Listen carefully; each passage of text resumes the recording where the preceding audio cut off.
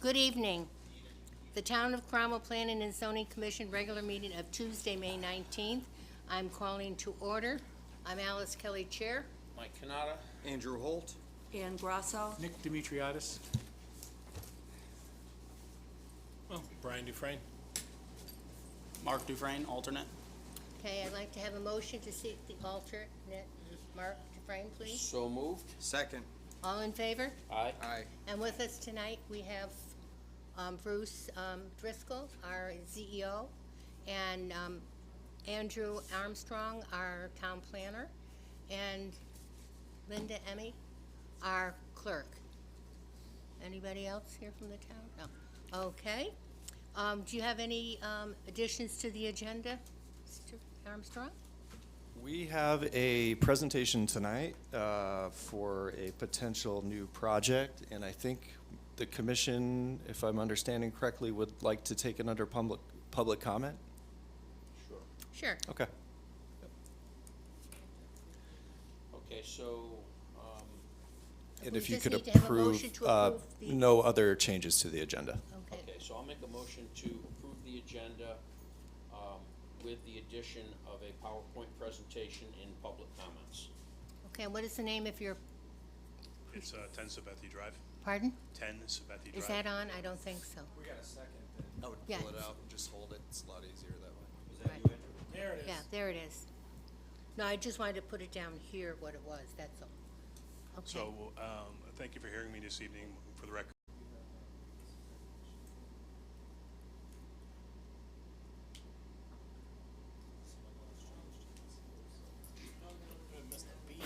Okay, we're good. Huh? Thank you. Thank you. Thank Okay. you.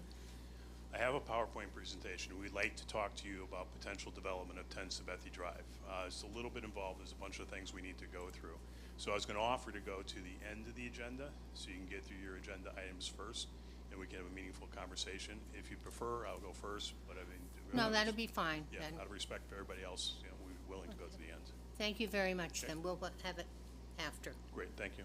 Okay. So, I would Bruce? Good evening. I have some information to share with you. It's covers a span of approximately a month.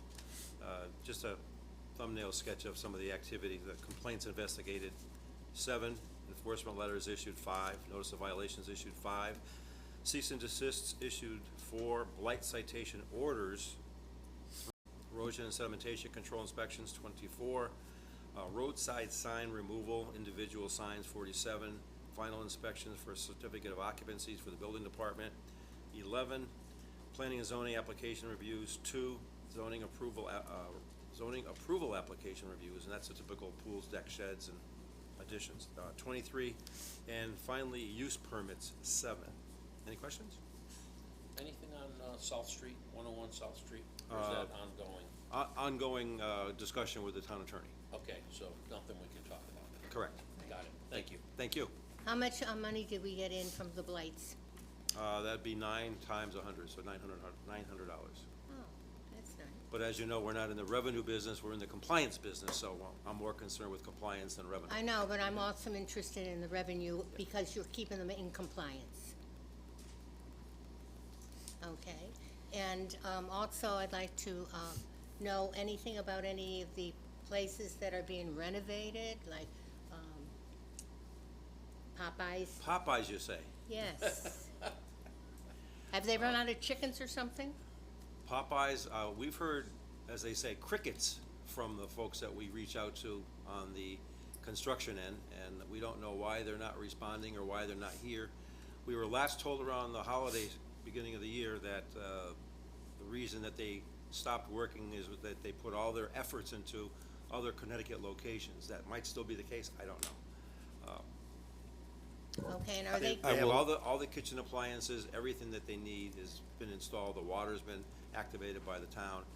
I'm not sure if Eversource has given them power yet, there's still a generator on the site. probably not. They did file a easement on the land records for the Eversource easement this week, so they may be moving forward slowly. At least we saw that. And what about the landscaping? There, the landscaping there? Yeah, it Oh, kinda the looks, landscaping there is far from done. And the landscaping that they installed pre-winter, there's a lot of frost burns Yeah. and in need of replacement on approximately 12.5 plants. Additionally, some of the trees that they put in, according to the landscaping plan that you all approved, some of the trees were staked, some of the trees were not staked, to shore them up while they're taking root. And that's a minimum of 1 year to be staked. So they've got to come back and stake the ones that aren't done and finish the landscaping. so when are they gonna get rid of all that dead-looking landscaping that is, If I had a crystal ball, I'd be able to answer that question, but I don't know when, because they're not there working, so I don't know. But it will be prior to their opening. Oh, it will be prior to them receiving a CO, which is Okay. required for the opening, yes. okay, Yes, we are going to make sure that all the Ts and all the Is are dotted, and that's working. Now, I made a little bit of an effort on my part from Town Hall to the Water Department back in the beginning of April to ask them to please turn on the water at the meter so they could have water for irrigation as we were approaching springtime for new plants. The Water Department did that, even though they don't have heat in the building. That's one of their rules, is they don't turn on water to the meter without heat. But it was April, and I didn't think we were gonna have any deep freezes in April, which we did not. But for some reason or another, they're not irrigating. So we're probably gonna be looking at a lot more plants being replaced before our department signs off on a final CO. is there irrigation though, is it a timer, or do they have to go out It's and, an automatic timer. oh, good, so they don't have to go I out can and, also give you an update since we're speaking of irrigation. You all know about the problem that we've had at AutoZone at 48 Berlin Road. They've lost a lot of plants that were in place at the time of CO. The place looked beautiful when it was CO'd. They never turned the irrigation on, and I have had a meeting 2 weeks ago with the contractor that came up from out of state to educate the AutoZone management people in the facilities closet that they built, that there is an as-built for irrigation, laminated, that was on the wall that nobody paid any attention to, and an instruction book with an irrigation box below it on how to manually, 4 steps, boom, boom, boom, how to turn it on. For some reason or another, it never happened, so. And we're still waiting for the rest of the plants to be done. We're still waiting for the grass to be cut there. By the way, that address at 48 Berlin Road was one of the blight citation orders that I issued today for tall grass. The other one was Wendy's, in case you're wondering what 209 West Street is. oh, okay. But I think from now on, I think we need to look at our regulations to say that all landscaping is to be on timers, Automatic irrigation. automatic irrigation. This idea, you gotta go, I mean, we're out of the 1800s, I hope. Okay, thank you. Anybody have anything else to say? I have a theoretical question for both Andrew and Bruce. So the plaza behind KFC, they've started their renovation, they've got some new tenants, their facades are all done, the EV parking area, or charging station is all done. The pavement has not been touched, and it has been all winter. Now, I understand you can't get pavement in the wintertime, that's fine. My question is there because that's already an existing plaza that's undergoing a renovation, is there a drop dead date or time at which point we say the paving isn't done, you need to do it, or something bad is gonna happen, and what is that bad? When you say paving, are you talking about around the EV chargers or the whole lot? The whole lot. The whole lot. Because I did not see anything in the approval minutes, approval letter, Didn't stipulations say. to pave the whole lot. So they're only gonna do repairs? Yeah, I didn't see anything in the submission that Okay. said that they would pave the whole lot. I was told that they did do around the EV chargers. Yeah, they did. Yeah. Well, they had but to, 'cause that's- they tore it all yeah. up to They get tore power. it up. You know, we- And what about their planter boxes and, their flowers and their islands and That I plantings don't, and- I'm not sure about. You know, it might be a blight question. I don't think it's a site plan approval question, Yeah. enforcement issue. I think that ship has actually sailed and it's over with, and those things wouldn't really be part of the site plan, I don't believe. I For thought the EV planters chargers. were. They were on the, I thought they were on the site plan. Yeah, we talked about it. I know there was Okay. discussion about planters, There was Yeah. a lot of discussion about and the planters were up on the sidewalk under the overhang, correct? Yeah, Right. Okay. That potentially could be an issue. I know for sure, I did look into the pavement. That was not part of the approval. I wasn't looking at planter boxes and Okay, that type I of wonder stuff, if but going forward, we might, on a renovation like that, we might want to put a condition, with a drop dead date. Can we do that? Is that? there's a 5-year site plan. They have 5 years for a site plan to expire. I'm not sure about the commencement of work or, as far, to my knowledge, building permits can stay open, for a very long time. I don't know if Bruce has anything to add to that. I think according to the building official, the state code said that as long as some work has happened within a year, they can continue to be active on a But building is permit. is this a building official situation, or is this a planning and zoning renovation approval and site plan modification? I think it's Yeah. the latter. So what's the drop dead date on a site plan modification? Is there one? It's the I 5 believe, years. I believe this specific project has been signed off for the permit, and it's complete out there according to staff. I don't, the paving wasn't included. I don't know about the planters and that type of stuff, or maybe it wasn't clear. I But don't if, think it if was you're clear. looking at that in your next review, I would make it clear on the record, or Yeah. maybe, we talk about it, but maybe it's a stipulation depending on what it is. Yeah, I was under the impression that the entire lot was gonna get repaved. Okay. When they presented, they definitely presented the fact that they were going to do the planters and they were putting median strips in that were going to be planted as well in the parking lot, so it wasn't just one sea of asphalt. Okay. I didn't see a landscape plan per se as part of that, and I wasn't looking at the minutes for the landscaping aspect. I was more looking at it for the actual paving.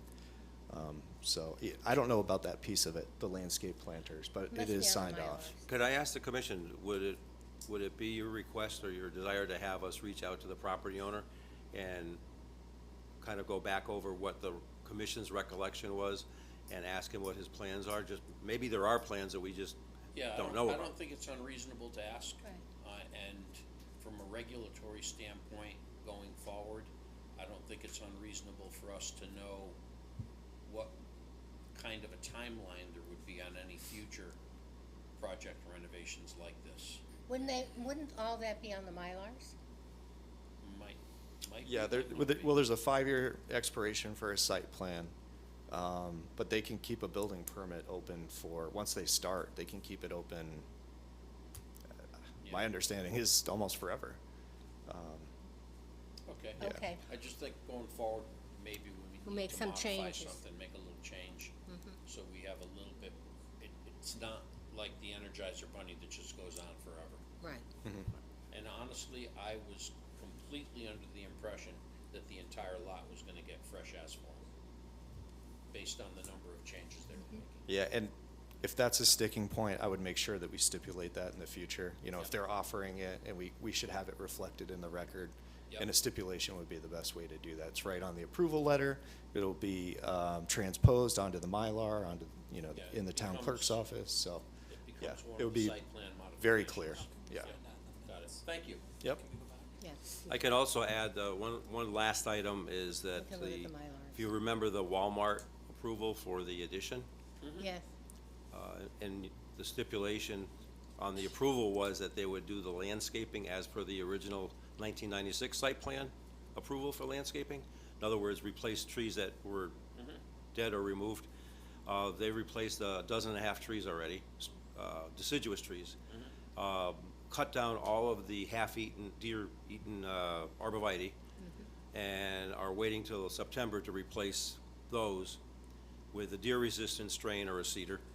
And the construction fence was being installed today when Andrew and I drove over there. Great, Right. So they'll be starting very, very soon. great, Yeah, they've come a long way. thank you. And one of the last things we're gonna have them do there is to remulch all of their islands, so they don't look like they're 20-year compacted islands. Okay, thank you very much. Thanks. Okay, so moving on, Yeah, I don't have Andrew? anything for the report tonight. I will give, like we talked about at the last meeting, a new business update once per month. So that will be at the next meeting. But in the interest of time tonight, I think we should move on. right, and now for the new business, to accept and schedule Town Planner Armstrong. Yep. Turn over. And, all right, new business, accept and schedule new applications. We have application 26-17, application for a site plan for a ground-mounted solar array at 124 North Road, R25, single-family residential zone. Frank Zapula, applicant and owner, to be scheduled under new applications at the June 2nd, 2026 regular meeting. Okay, I'll make a motion to accept and schedule application 2617 for the June 2nd, regular meeting under new applications. Second. And said second, all in favor? Aye. Okay. Item B, application 26-18, application for a special permit for the sale of alcoholic beverages at 76 Berlin Road, HB Highway Business Zone. Monita Patel of M&M Hotels Cromwell LLC, applicant and owner, to be scheduled under public hearings at the June 16th, 2026 regular meeting. Okay, and Andrew, what's 76 Berlin Road? What is that? That is the Spring Hill Suites Hotel. There is a new owner there. So I believe they had a special permit for alcoholic beverage sales in the past. And our regulations require that the new ownership also get a new special permit for that. So they're gonna have a new permittee? Yes. Yes, correct. Okay.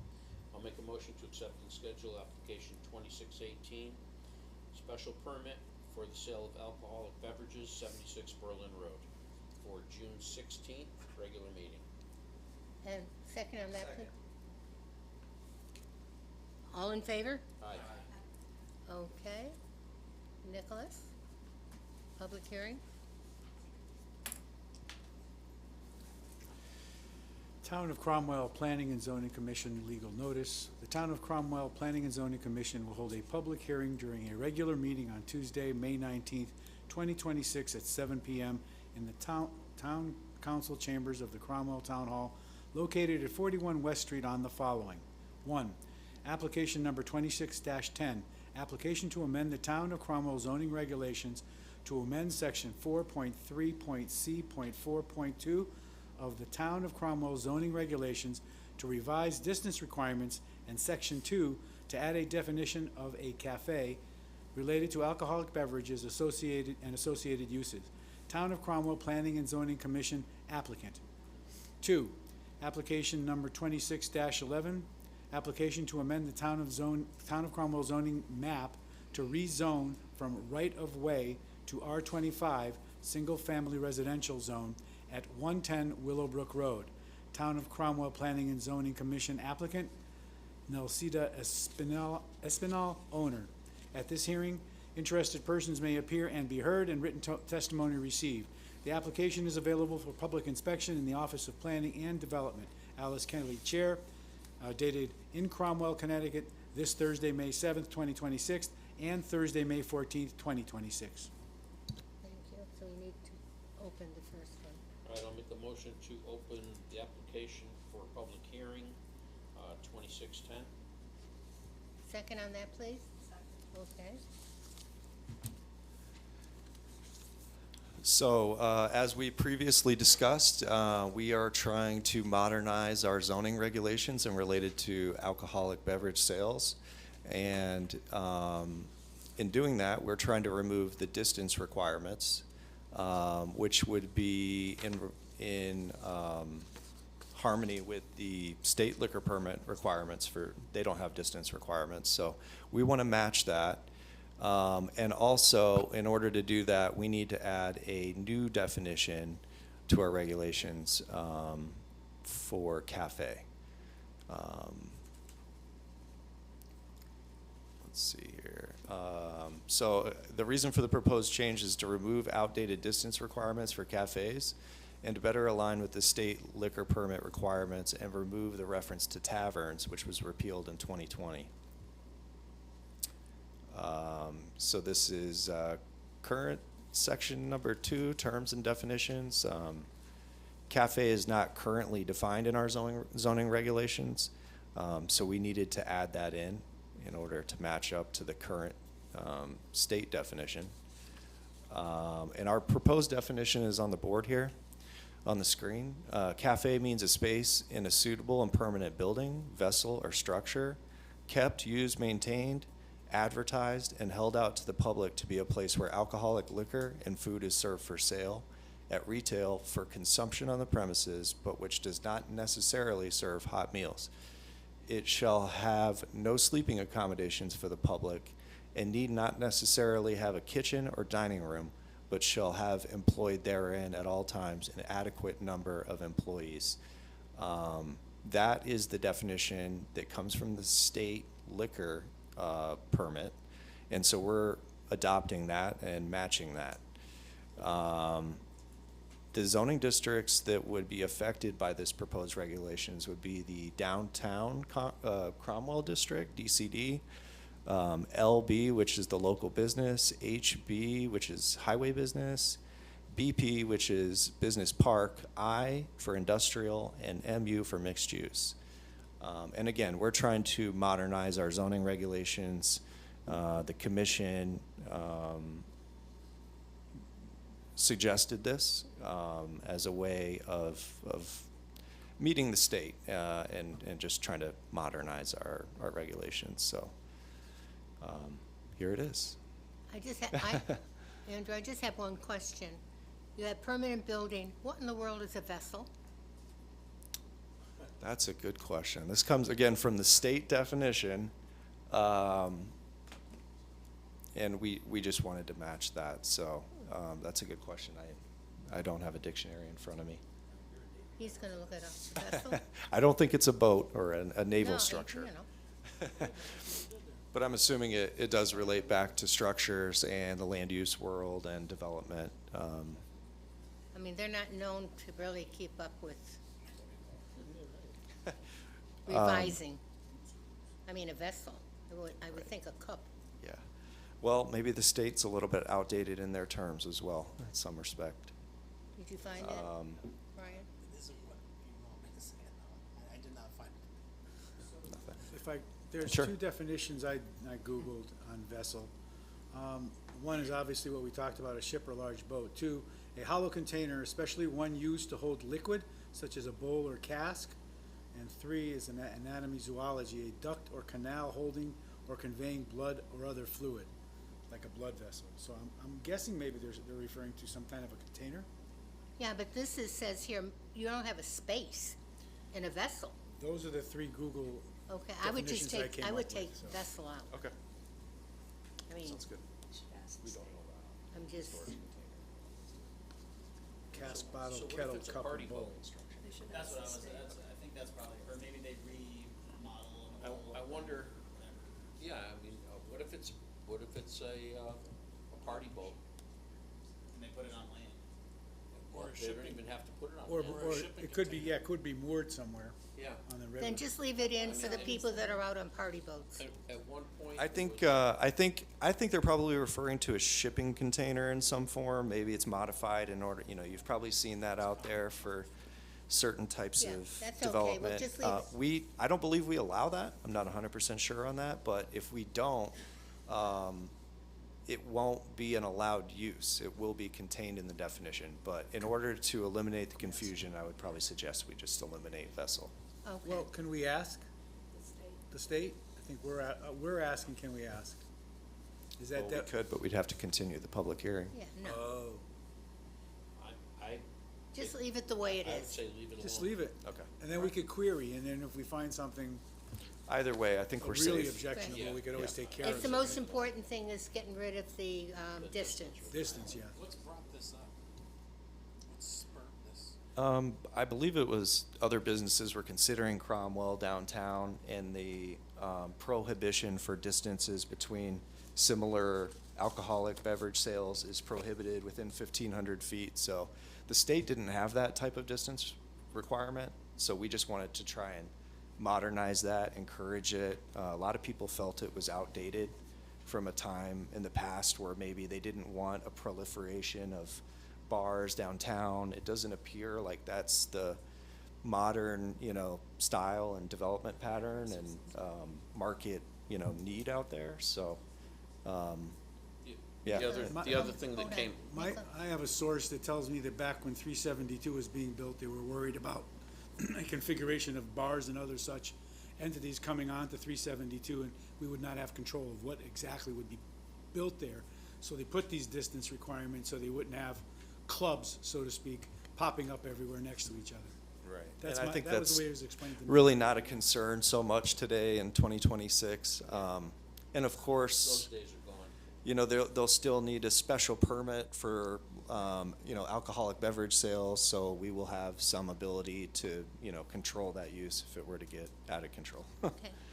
The other interesting thing is you can have a restaurant next to a restaurant, next to a restaurant, next to a restaurant, but you can't have a cafe next to a restaurant, next to another cafe because of the distance.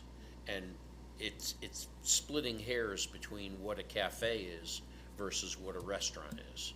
Isn't that a food issue of cold, serving of food, liquor only, something like that? A restaurant has to have a certain number of seats, it has to have a certain number of parking spaces, it has to have a full kitchen. Bottom line is that this is an outdated, by today's liquor industry standards, the reasons for this to exist don't exist anymore. So we've changed it for cafes, but we've kept the distance requirements for package stores, other types of uses like that. So I Just feel like for we're cafe. protected there. You want to open the public hearing? Okay. Anybody else on the commission? Can I just pump this brakes just for a Yeah. second? Sure. I'm just trying to better understand, like we're willing to serve alcohol at a location that doesn't necessarily have a kitchen. And it's considered a Yeah, cafe. so this does go back to the state. So originally, some of the misunderstanding that came my way was that businesses wanted to open up and be able to sell alcoholic beverages without selling food. So I reached out to the state, and I found out that was formerly called a tavern. A tavern was repealed in 2020, so there's no longer a state liquor permit. There's like 30-something different types of state liquor permits. That there's no longer a state liquor permit for no food. You have to have some form of food, but there's a lot of options there. You can have like deliveries, you could have bags of chips, you could, microwave some nachos. So there's different levels, that they can get in with minimal food, but there is no option for no food at all any longer. This is like a boutique. That's exactly what it is, where they can sell little trinkets and things like this and have wine and things like this for people to come in over here, have maybe little sandwiches and things like this, bags of potato chips. It's the avant-garde now that we're coming into, these little boutiques. If it works, it works. Yeah. At least we're opening it up, to the possibility and modernizing our regulations. So hopefully we can we're now welcome some new becoming like, restaurants to Cromwell. Out in the Hamptons. All right. Okay, so can we, Yeah, yeah. I'd like to open it up for any public comments. If anyone has anything to speak On this about item? on this item, either in favor or against. Okay, if not, please close the public hearing. Anyone? No? No. Anybody else here have anything to say? Okay. Okay, I'll make a motion to close the public hearing. okay. And I'll just, 1 second, let me just roll through this. Sorry, I Yeah. forgot about this. Oh, second. Oh, no, hold Oh, on, no. don't do it yet. Let me just get this in real quick into the record. Okay, that's right. I almost forgot about this. So We had to submit a referral to our COG, the Lower Connecticut River Valley COG. They came back with with no findings, no negative impact here for this request. We also submitted our required statutory referral to the Capital Region Council of Governments. We submitted it over 30 days. We did not hear back from them. So we are all set there. There's no conflicts with either of the COGs. And that's just the email letting us know that we submitted it back in April. So does any And with commissioners that, have anything to say before we close? All right, That's I'll all I have. Thank you. Make a Okay, motion to thank you. close the public hearing. Okay, all in favor? Aye. Okay, now we need a motion. Okay, anybody have any discussion? No, we already closed. Okay, I'll make a motion to approve application 2610, application, oh, thank you.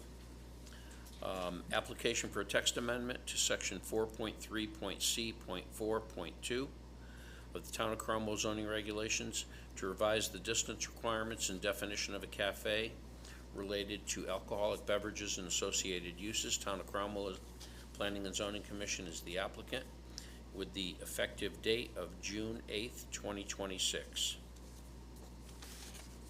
All in favor? Aye.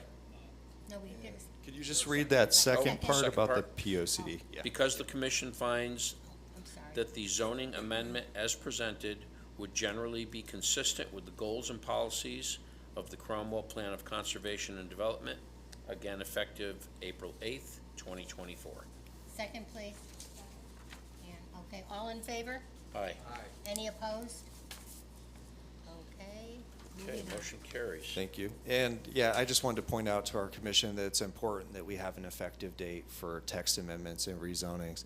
And also that we state on the record that it is in, how do we put it, in harmony with the POCD. That's important because if we don't state that in the motion, then these decisions could be invalidated. So I just wanted to point that out, and we'll be doing that going forward. Got it. Got it. Thank you. Thank you.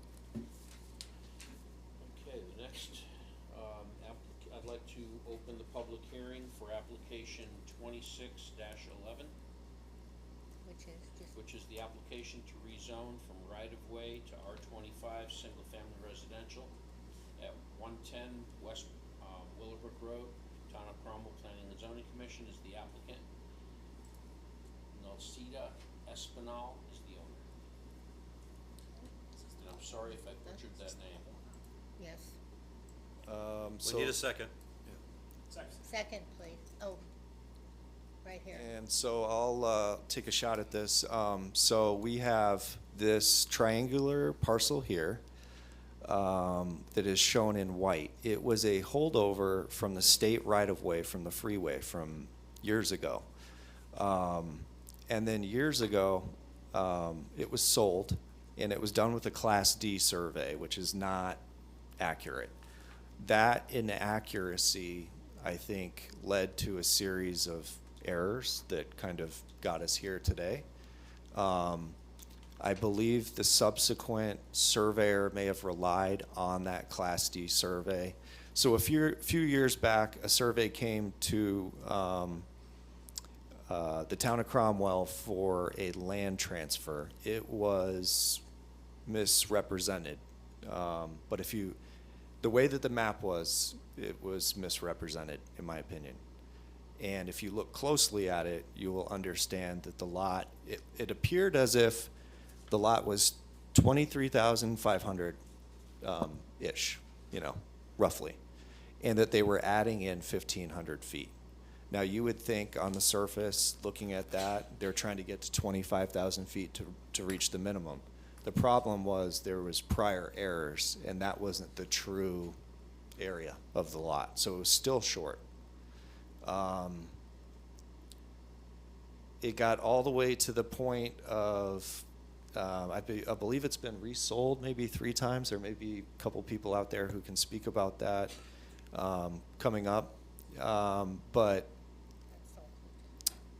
so fast forward to now, a few years later, it's come in, it's been resold, and it's come in for a building permit. And we found out now that it is undersized, and also that it is not zoned R25 because it is still state right-of-way. The only zone that we can give this property is R25, otherwise it would be spot zoning. You have to be able to draw from surrounding, bordering zones in order to pull it over. So our only option is R25. So we've had a discussion with the town attorney, Carrie Olson, listed here in this memo, dated April 3rd, 2026, and she gave some advice. And I'm going to read it here off the screen. So this is dated April 3rd, 2026. You have asked us to recommend a process to rectify the current anomalous state of the property. Based upon the information provided, copies of which are attached here too, the property currently falls within the state highway right-of-way designation on the town zoning map. However, in or about 2013, the state released all restrictions on the use of this property as set forth in the attached release map. The map indicates that the property is 23,927 square feet in size. To the best of our knowledge, the property was never rezoned following that release. Thus, it remains in the right-of-way designation on the zoning map and not in a particular zone. Apparently, the Class D survey by the state was incorrect, and in 2020, the owner of the property created an A2 survey and acquired 1,865 square feet from a butter to bring the property to the surveyed size of 23,296 square feet, 0.53 acres. Throughout the process, it became assumed that the property lies in the R25 zone. That is what appears on the surveys and also on the assessor's property card. However, we can find no record confirming that change, and the zoning map does not reflect it. Thus, we are left with an orphan parcel of property that does not lie in any residential or other zone. In order to rectify this situation, it is recommended that the Planning and Zoning Commission, PZC, make its own application to expand the neighboring boundary of the R25 zone of the zoning map to include this property. Given the surrounding area, this map amendment makes the most sense. To be clear, amending the zoning map does not turn the property into a buildable lot. It simply gives the property a zone under which the owner can seek whatever development is zoning compliant. We fully recognize that the property does not meet the required lot size in the R25 zone, and that the owner will have to take whatever steps necessary to bring it into compliance for a buildable lot. Whether that includes the acquisition of additional property or a variance, it will still be up to the owner to meet the regulatory requirements. The map change simply clears up the status of the property for zoning purposes, and it is a needed first step. So, in summation here of Carrie's memo, I feel there's kind of simply two parts to this. There's a use for the map, and there's the size area issue. Tonight, the Planning and Zoning Commission is looking at the use in the zone. Whatever happens after that is another entity. It's outside of our control, but the applicant would still be required to find a way to meet that requirement. So I just want everyone to understand our responsibilities and authority tonight is just for this zone and what we can control. And my staff recommendation is that we follow our town attorney's advice here in the memo dated April 3rd, 2026, and to be rezoned to R25. It looks like we've got a couple people here tonight that may want to speak for or against. I don't know if maybe. Well, we would go with the commission. Okay. Do you want to wait until after the public speaks? Commission, before we, okay. Public, please.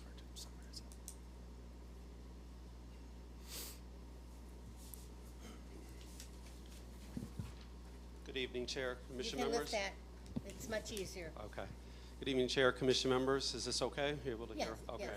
yes. My name is Andrew Quirk, professional engineer and principal with the land surveying and engineering firm of Kratzer, Jones and Associates in Southington, Connecticut. And I'm here as the agent for the potential builder for the lot, Sylvan Homes, Jay Lococo. We got involved with this property, as was stated by staff, quite a while ago, and it's been a unique and interesting process. So first I want to thank staff because we've met several times. I've never seen a situation quite like this in 35 years, 32 years of doing this. I want to clear up a couple things that might just give some background to help with your decision on applying the zone. So first is just the DOT process. I used to work with a firm that did work for DOT acquisitions, and that process is pretty unique. So back when Route 9 was envisioned, they would have purchased partial properties or full properties based upon whatever was remaining, whatever they envisioned for the development, and for whatever reason, they acquired the full property, which is much larger than this triangle. There was something that was there, it was a property that was there, they acquired that. When they acquire properties, they acquire them by a Class D survey. There's nothing erroneous about a Class D survey. All a Class D survey says is that whatever you own is going to pass over. It's called a quit claim. You basically quit whatever rights you have, and the other person claims it.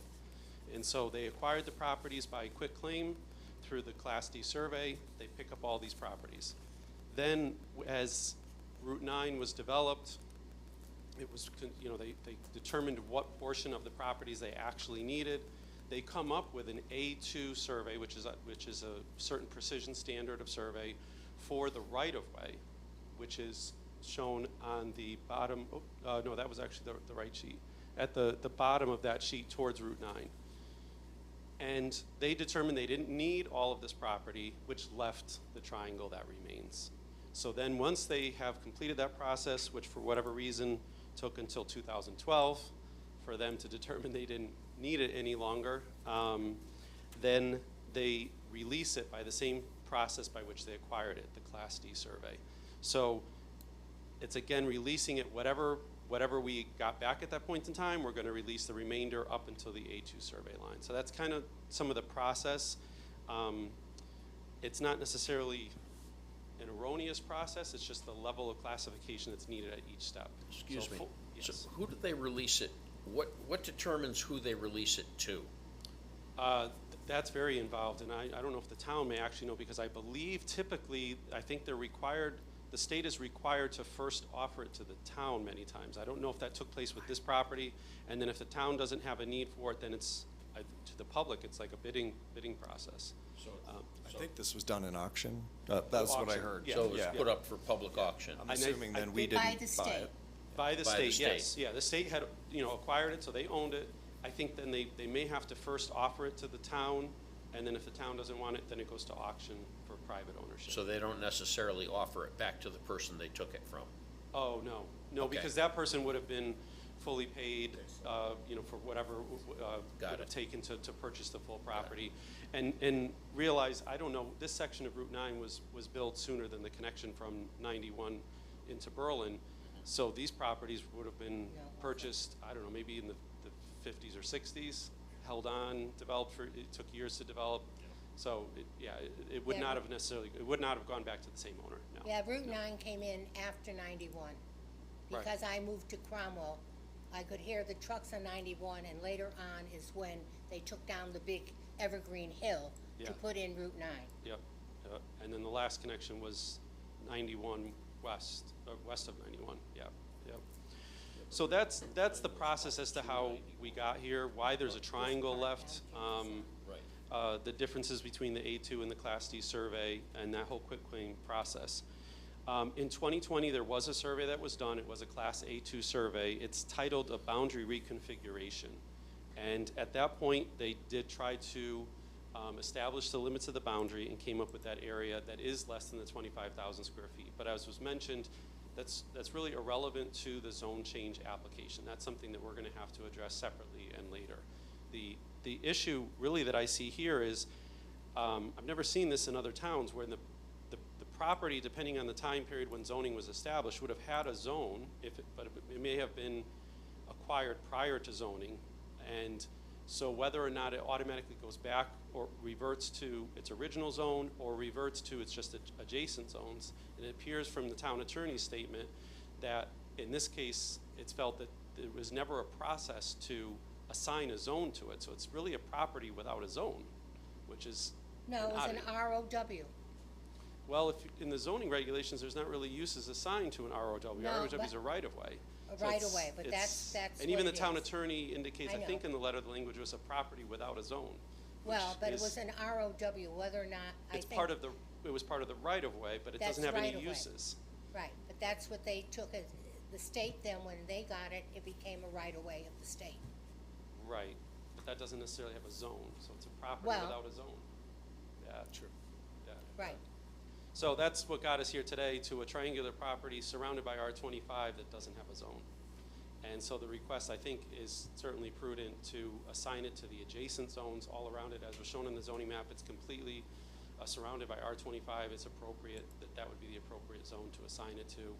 didn't And realize we're fully in it came support with of MTD. assigning it to the R25 zone.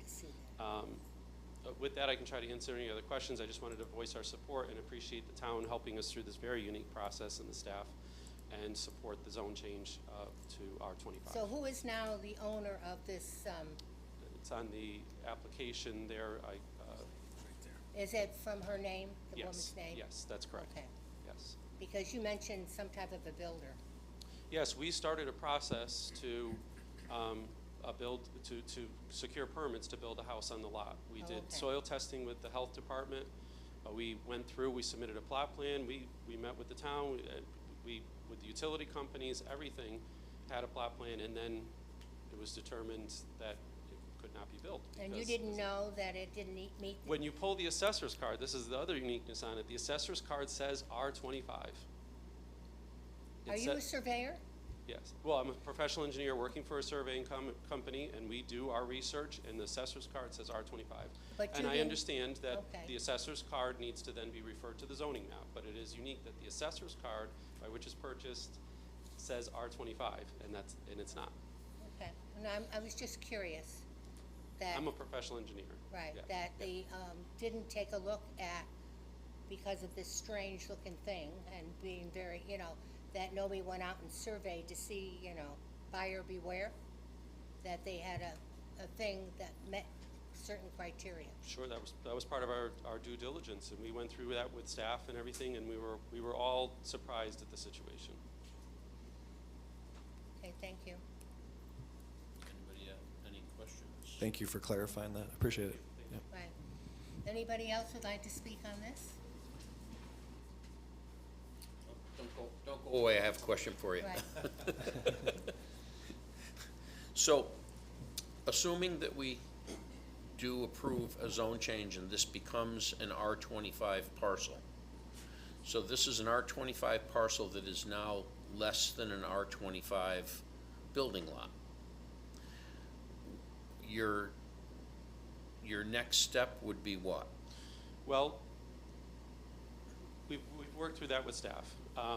The original assumption was that if we meet the zoning setbacks, it could be built upon as an existing non-conforming lot. Your town attorney and staff have clarified that that's not the case, that we need to satisfy the minimum lot area of 25,000 square feet. Right. So we will either apply for a variance, presenting the history of the property as a particular hardship, that this is unique, this is the remaining area, it falls short of the 25,000 square feet. If a variance is granted, then it would be a building lot with this variance. We'd still have to meet all the other zoning setback and requirements. And correct me if I'm missing anything on this process that we talked about. But our first process would be to seek a variance given the hardship of the constraints of the property. If not, then we would have to pursue a lot line revision of acquiring additional property in one fashion or another to meet that before it could be built upon. Is there any other property available to this lot? The parcel to the south is oversized. I don't know if that is an option that would have to be pursued. Okay. Okay. I just, personal observation, it's difficult to understand whether or not there's a hardship if you bought a piece of property knowing it's undersized. Well, the hardship is not with the purchase, it's with the property. So whether it's us or someone else, it's the particular hardship of given the history of the property that it is an existing non-conforming lot. Yeah, but you bought what you bought, knowing and I'm not here to debate this, we're only talking Sure. about a zone Yeah, change. yeah. I just, knowing how the process is supposed to work, I would have a hard time understanding what the hardship would be since you bought what you bought. Yep, we don't need to evaluate that, though. Yeah, That's for the ZBA. That's not for this. At the end of the day, the bottom line is this needs to be part of a zone, and that's what we're here to talk about, and that's what we're here to. And I will state that the town did explore the potential of trying to, maybe if we could have additional right-of-way from Willowbrook, and if there was enough there, if we could transfer that and sell it to them, but there just wasn't enough Yep. space. So Yep. we tried, it's locked in there, and there's not a lot to give, so. Well, I'll agree with the engineer, this is definitely one for the books. It is, yeah, This is yeah. definitely one for the books. Another one is buyer beware. Make sure you know what you're Thank you. buying. Sure, sure. Okay, yes, Nicholas? Oh, I'm sorry.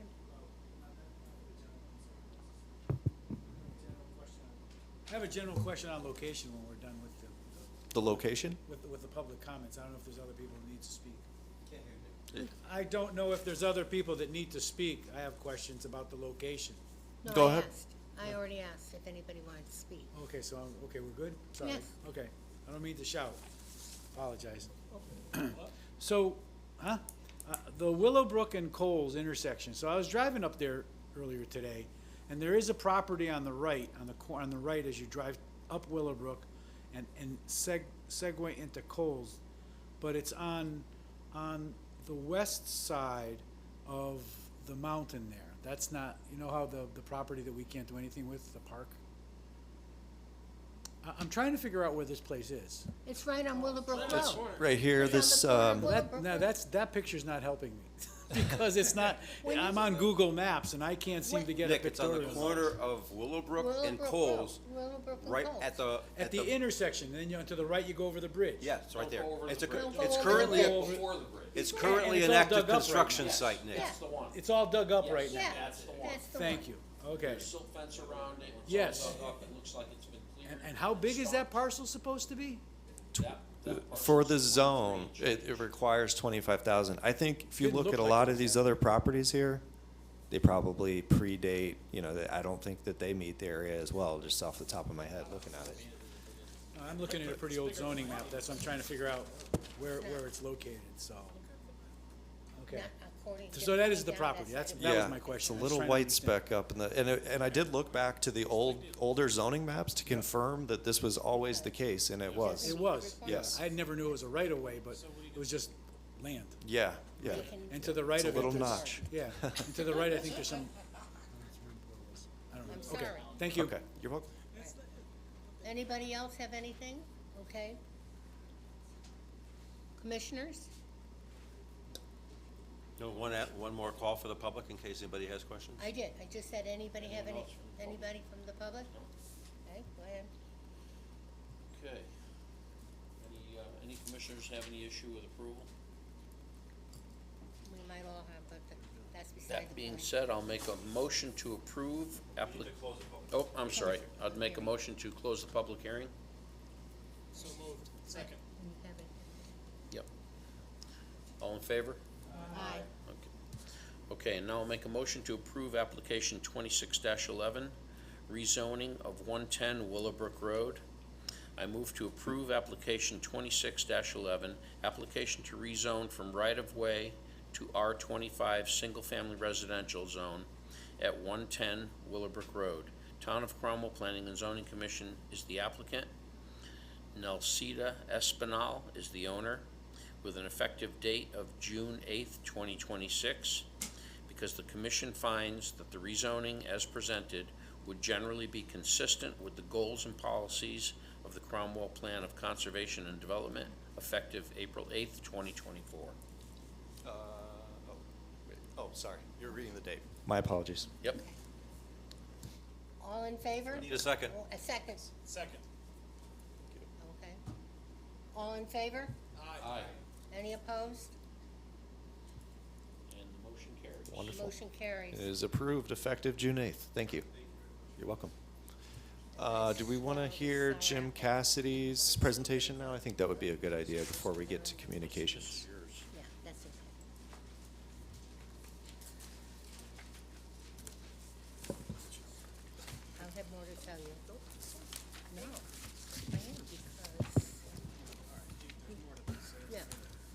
Good to go? You wanna flip- Not only that, but we Andrew, were can you flip forced. the page?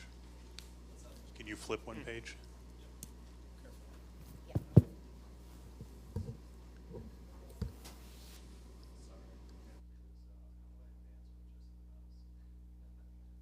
You should be able to roll it. There you go. Good evening again. For the record, my name is Jim Cassidy, professional engineer and principal with the firm of Halsey, Pearson & Cassidy, located at 630 Main Street in Cromwell, Connecticut. First of all, thank you this evening for hearing us. We'd like to have a preliminary discussion about the potential development of a piece of property known as 10 Sabethy Drive. This first photo I have up is an existing site photo to make everybody familiar with the property. North is up on this page. On the left-hand side would be Sabethy Drive. The overall property outlined in yellow consists of about 12.84 acres of property. It is zoned on the northerly portion by industrial zone. About 50 foot of it is industrial, and on the southern portion is highway business zone. You'll see a couple of cleared areas running through the property. There is an Algonquin right-of-way line that crosses the property in 2 locations where the cursor is now. Off on the front left corner, that is location of what used to be Wow Fitness. I think it's called Powerhouse Gym now, located at 20 Sabethy Drive. If you can flip to the next slide. We were before you back in March of 2015. You may recall at that point we received approval for the development of this property for about a 70,000 square foot 3-story office building. This was the site plan that was submitted at that point. We were looking at accessing off the driveway to the property to the north. Coming off that driveway, building a new cul-de-sac and building a driveway that kind of serpentines up. If anyone remembers this property, the topography is very interesting. Along Sabethy Drive, the elevation is about 30. Up along the upper portion, the elevation is about 90, so you get about a 60-foot difference in elevation. It is very steep slope, basically where that driveway is to get up to the upper portion. And off on the right, you can see that's I-91 southbound and the exit ramp to 372. So we have a lot of frontage on that. Unfortunately, since 2015, the office market's kind of tanked.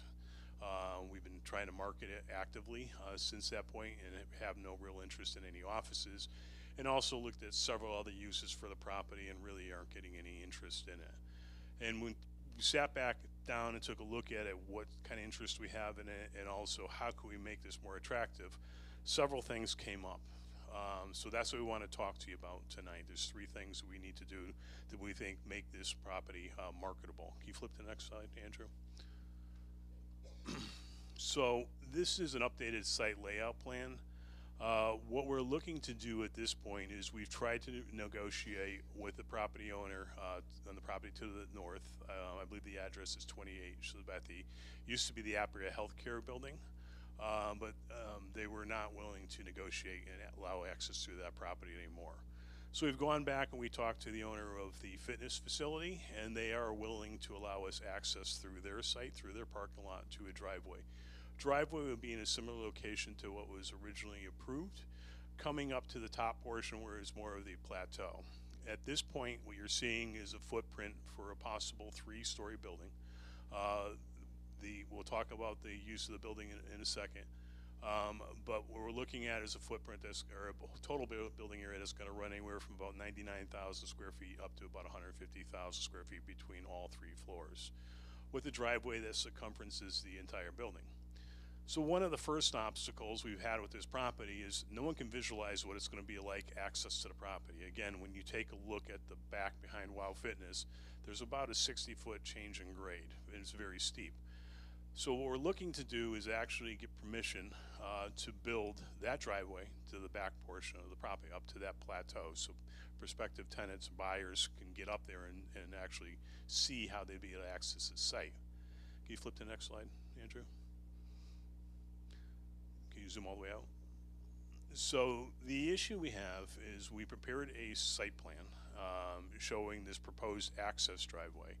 And then we show in gray on the right this future development. Again, not committing to what that development is at this point, but just getting permission to be able to put this driveway in. Per your zoning regulations, because there's such a steep grade, we do have a lot of fill that needs to come in to build this. So per your zoning regulations 5.6B, if we have over 500 cubic yards of material required, we need to go for a special permit. We are estimating for the construction of that driveway, there's about 6,000 cubic yards required. The other problem is with your special permit for your, it's under the fill section of your regulation, it says it has to be associated with the site plan. We can't get that use there. We've been having a problem getting prospective tenants to look at this property until we can get that driveway in. So we're trying to find some way to get some relief to be able to actually bring in the fill, grade off the driveway, get people up there so they can see what they'd actually be getting, and then be able to entertain other uses. But that's the first topic of conversation we wanted to have this evening. Is there any means? The only thing I did see in your regulation, it talks about doing the approval for the filling in phases. So the way I interpret it is building the driveway would be phase one, the use would be the second, once we have that actual use, which we're going to talk to you shortly about prospective uses of the property. So that's issue number one. Can you go to the next slide? I just wanted to say, if you're going to build the driveway, you're going to have to finish the site. You're going to have to finish phase two. Yeah. Okay. So we're hoping this is all going to come together when we talk about this next phase, or the next portion of the project. So the next issue I want to talk to you about are the uses on the property. Right now, you can see the green area is highway business zone. The red line is the overall property. There is a small section in the industrial zone. Highway business zone offers an opportunity to all kinds of uses: retail stores, hotels, office buildings, none of which we've been able to get interested in this property. So we like to be able to open it up for alternate type of uses. We did sit down with Andrew and talk to him about it, and hear me out on this. The one use that there is interest in is a climate-controlled self-storage facility. Climate-controlled self-storage facility. So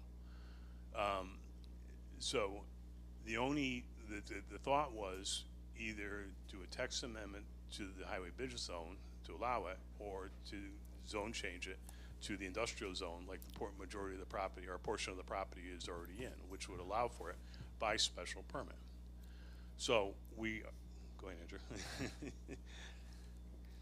Yeah, I think, I'm not sure if you misunderstood me, but I am not in favor of an amendment to the highway business zone. We talked about doing industrial. Right. I would not want to, as staff, I just don't think it would be appropriate for us to open up self-storage uses along our commercial corridor. And I understand, on Berlin as we Road sat down, that's yeah. where I'm going with this, is one of the things we'd be looking for is to get a zone change for the property to industrial, to be able to do a climate-controlled self-storage facility. So let me flip to another slide and explain a little bit more what we're actually looking at doing. So the other issue is we need to have a text amendment to your self-storage facilities. And the problem right now in your regulation for self-storage, it says your maximum building height is 20 feet. 20-foot building height is going to get you the typical, what I have a photo of on the screen, a one-story, externally accessed, self-storage, non-climate controlled. That's not what we're looking to do. We're looking to build a beautiful 3-story building that will look more like an office building with all the access to the building from the interior. So it'd be very similar to having an office building up there. It would be architecturally pleasing, where you can build it out of nicer materials, bricks, block, alternate type of sidings, and have storefront glass on it, make it look like an office building. The advantages I see to having a self-storage facility in this area, one of the big problems we've always had in this general location is the intersection of Sebastopol and 372 with traffic. A self-storage facility is going to be one of the lowest traffic generators you could possibly put on this. In addition to, it does butt up against the residential zone, Northwood Estates, on the north portion. A self-storage facility is a very quiet use. It's limited hours. You don't have a lot of people. You don't have a lot of parking compared to other uses that could be up there in the highway business zone. So what I would like to do, if you flip another slide, we have a few renderings of the site. So again, this would be coming down 91 South. This is the exit ramp. Again, we're looking at a possible 3-story building, but we can introduce nicer building materials, and we won't have all the doors on the front. So you see the 3 sections with, you know, more window panes, with storefront glass, you know, that can be lit up, alternate type of materials such as brick, block, make it architecturally pleasing compared to the typical self-storage facility. So I have 2 other renderings associated with this. Can you flip next one? So this would be looking from when you pull in the driveway, again, so there'd be a bay, so anybody that's accessing the facility can load up through a bay. And there's not external doors around the entire perimeter. All the loading of the building itself would be through the interior of the building. And there's one more rendering of this. One more rendering kind of looking from a high point above Sabethy Drive back down at the building. So to me, it looks like a much more architecturally pleasing building, something similar to the office building that was originally approved up there. But again, I see one of the major advantages is low traffic generation at quiet use on the top of that hill. What we need to do to accommodate this, can you flip one more slide? Text down, or scroll down a little bit. We're gonna need to get amendment to the zoning regulations a little farther. So again, oops, sorry. Right now, you have a maximum height requirement of 20 feet. What I'd like to do is add a section, and then maybe this is not the exact wording, but a 1-story externally access for 20-foot buildings, so it doesn't kind of wipe out what you already have approved in town. But also have the option, or a 3-story with a 40-story height for climate controls internally access buildings. So we'd like to get a text amendment to allow that to happen. Everything else in the regulation would stay the same. Everything else.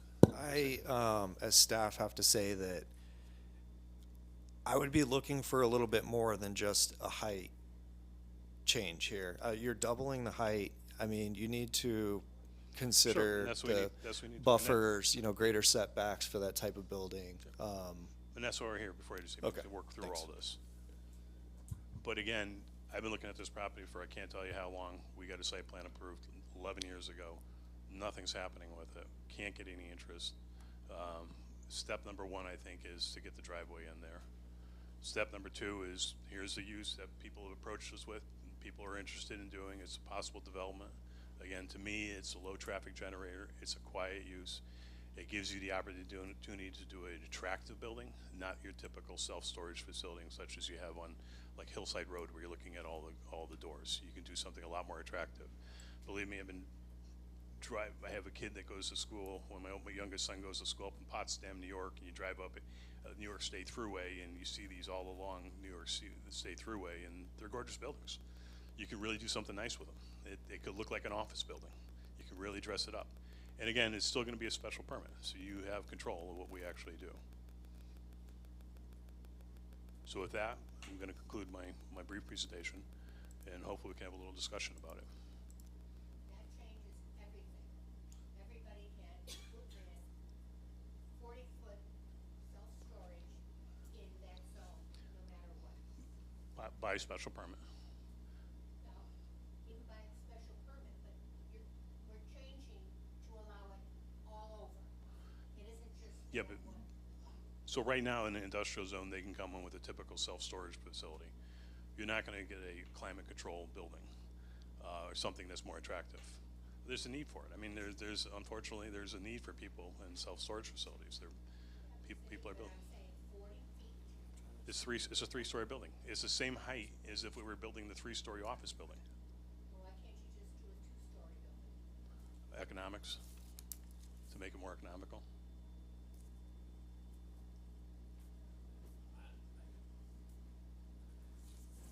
What I'm struggling with, Jim, is that you're right up against a residential neighborhood, Well, and they are already energized with the issues that have occurred on the industrial land with the operation that's down there.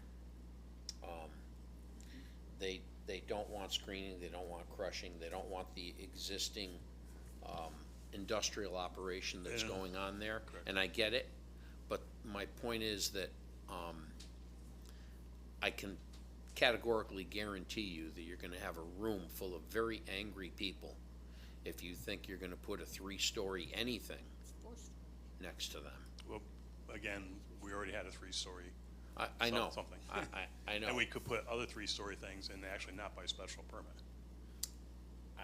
I'm not disagreeing with you. Yep. I just know what this room is gonna look like and how many unhappy people there are gonna be from that subdivision, that are gonna be all over this. And as soon as you say self-storage, whether it's climate controlled or not, it's a hard sell. It's a very, very hard sell up against that residential neighborhood. I just, Any vision from the residential neighborhood? Can they see it? They'd be able to see it from the residential they're neighborhood? right part of up your against it. They would see it, They, yeah. yeah. There's Okay. part of your regulation right now, we need to have a 50-foot buffer to it, maintained. As Andrew said, maybe if, in lieu of going higher on a building, you have to increase the buffers, or increase, your visibility, or improve the visibility. So, there are things we can do, and again, that's why we're here speaking to you this evening. Yeah. Again, I've done. I apologize. Sure. Can you just click back to the neighborhood picture? Yeah, no problem. Good idea. So we really butt against one house. See the area that's not colored in green on the adjoining property? If you What go up. road is that? That's North Ridge. North Ridge Drive. It's off of, it's off of, no, it's off of North Road. Off of North Road. It's off, right off of North Road, right by where the, 91 crossing. Where the 91, right. Yeah. Ah, okay. Now we know. Oh, okay, now I know. Yeah.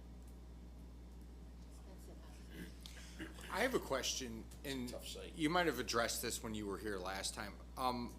Why is the driveway, why can't you just go directly off of Sabeth Drive?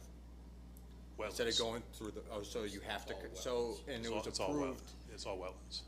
So now you're going through the powerhouse gym for your access? Correct. As opposed to going through the driveway that's next to it. It looks like it was kind of a idea to have a road too. Yeah, so what we were doing, and so, on the old site plan, what we were working with was, we were actually gonna take that driveway and make it into a roadway, a town roadway, put a cul-de-sac on the end of it, and then come off of that. In turn, what they were getting, was, if you see how they're building off on the top upper portion, that's their detention basin. We were going to get permission to fill in the detention basin, so they, in turn, got, space for another building on the property. That deal fell apart, obviously, and then also, again, the office market, fell apart. So it just never happened. Is the property higher or lower than the neighborhood? The property is about the same elevation as the neighborhood. Sabethy sits down about 60 feet lower than that neighborhood. All the buildings along Sabethy are much lower. There's a ridge that actually, where you can see my driveway kind of heads, where it kind of curves around and starts heading to the north in front of the building. That's like right at the top of the ridge. That gas line follows along the top of the ridge. So, can we see topo on this again? Yeah. On the, it's shown on the grading plan. Also, you're going over the Algonquin gas line. I don't think it's called Algonquin anymore, in two places. What's that? You're going over the pipeline Correct. in two places. Correct. So, Which we've talked to them about before. what are we the did. options of building the building into the hill instead of on top of the hill? So I you'd don't- be Yeah, I 2 don't- stories down, 1 story up. That's what I was going with. setting it down, so when you get up to the top, you can kind of see on the GIS mapping here, the brown area, the lines closer together is that slope we're talking about? It's steep. So are you talking about building down at the base of that? Because you'd want to build up in the upper portion in that plateau. There's not enough room to build down at the base. Also, you're restricted by a gas transmission line on each side of you. What I'm trying to do is I'm trying to find a way that North Ridge Road residents are not gonna look out their backyard and see a 3-story building. Yep. So if there was a way of building, I know it would be mass excavation, but you need material for your road. So if there was a way of building your building into the slope, So the front of your building would appear 2 or 3 stories, but the back of your building would appear 1 story out of the ground.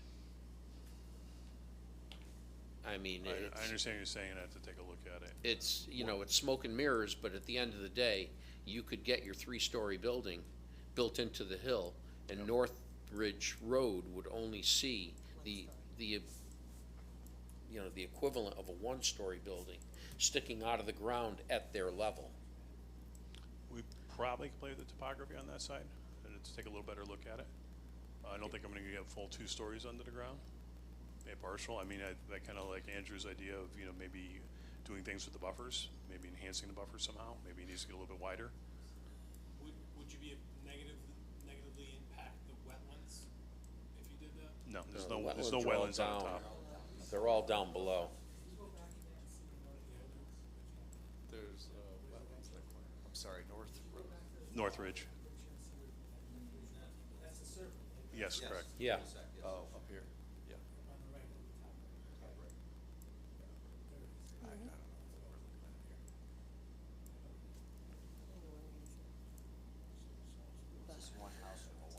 I don't know where it's. Yeah, well, that's our rear lot, I believe. Go ahead, yes? Can I ask, what type, with the three-story storage unit, what type of storage, I mean, are all, I don't understand a 3-story building, are you talking storage, you would have to use, what kind of storage would it contain? Just out of It's the same curiosity. as if you get into like a regular outdoor, not outdoor, but externally accessed storage facility where you open your door Yeah, and you have your cube, let's say it's 10 by 15. okay, It's the same thing, but you have 3 floors of it, and there's a corridor on the inside. So you bring your, whatever you're gonna store through a loading door. Yes. And that one picture on the end of the building. Yeah, I saw that. Get into the corridor, Yep. and all the doors open from the inside. So you put in whatever you're storing into it that way. There's an elevator, there's a freight elevator, correct. Correct.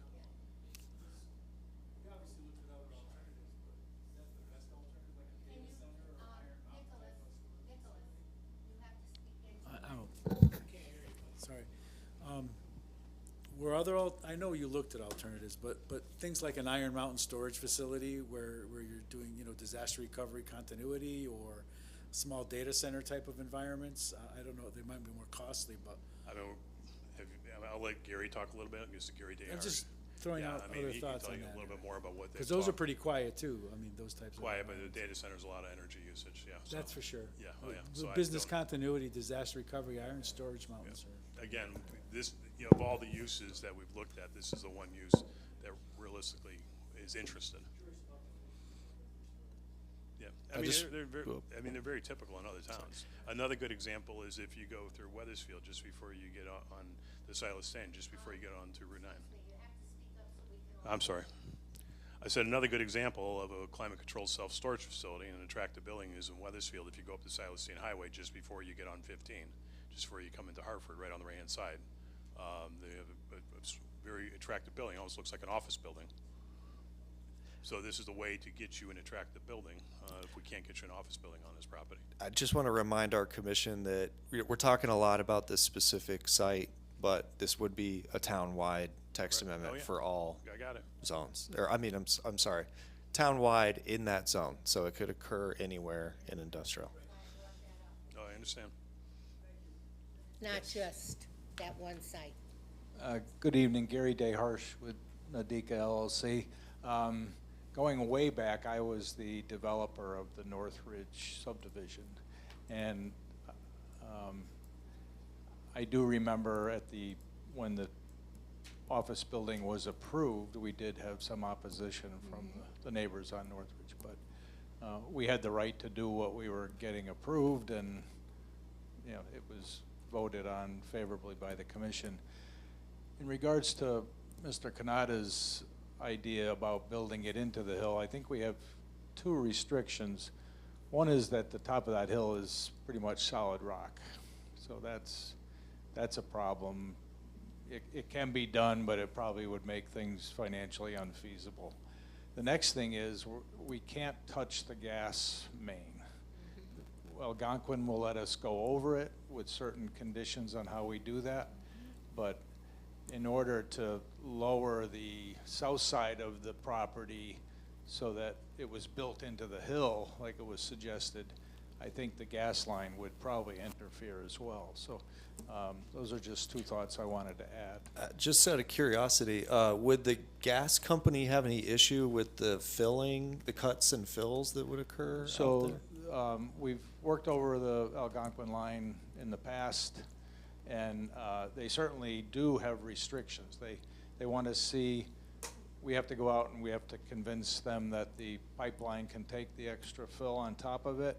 If it can't, we have to pour a reinforced pad over it, which we've done before, and they do send an inspector out there to watch us while we're working anywhere near the line. So, Would you yes. get some type of review and approval from them prior to coming to planning and zoning here in the town?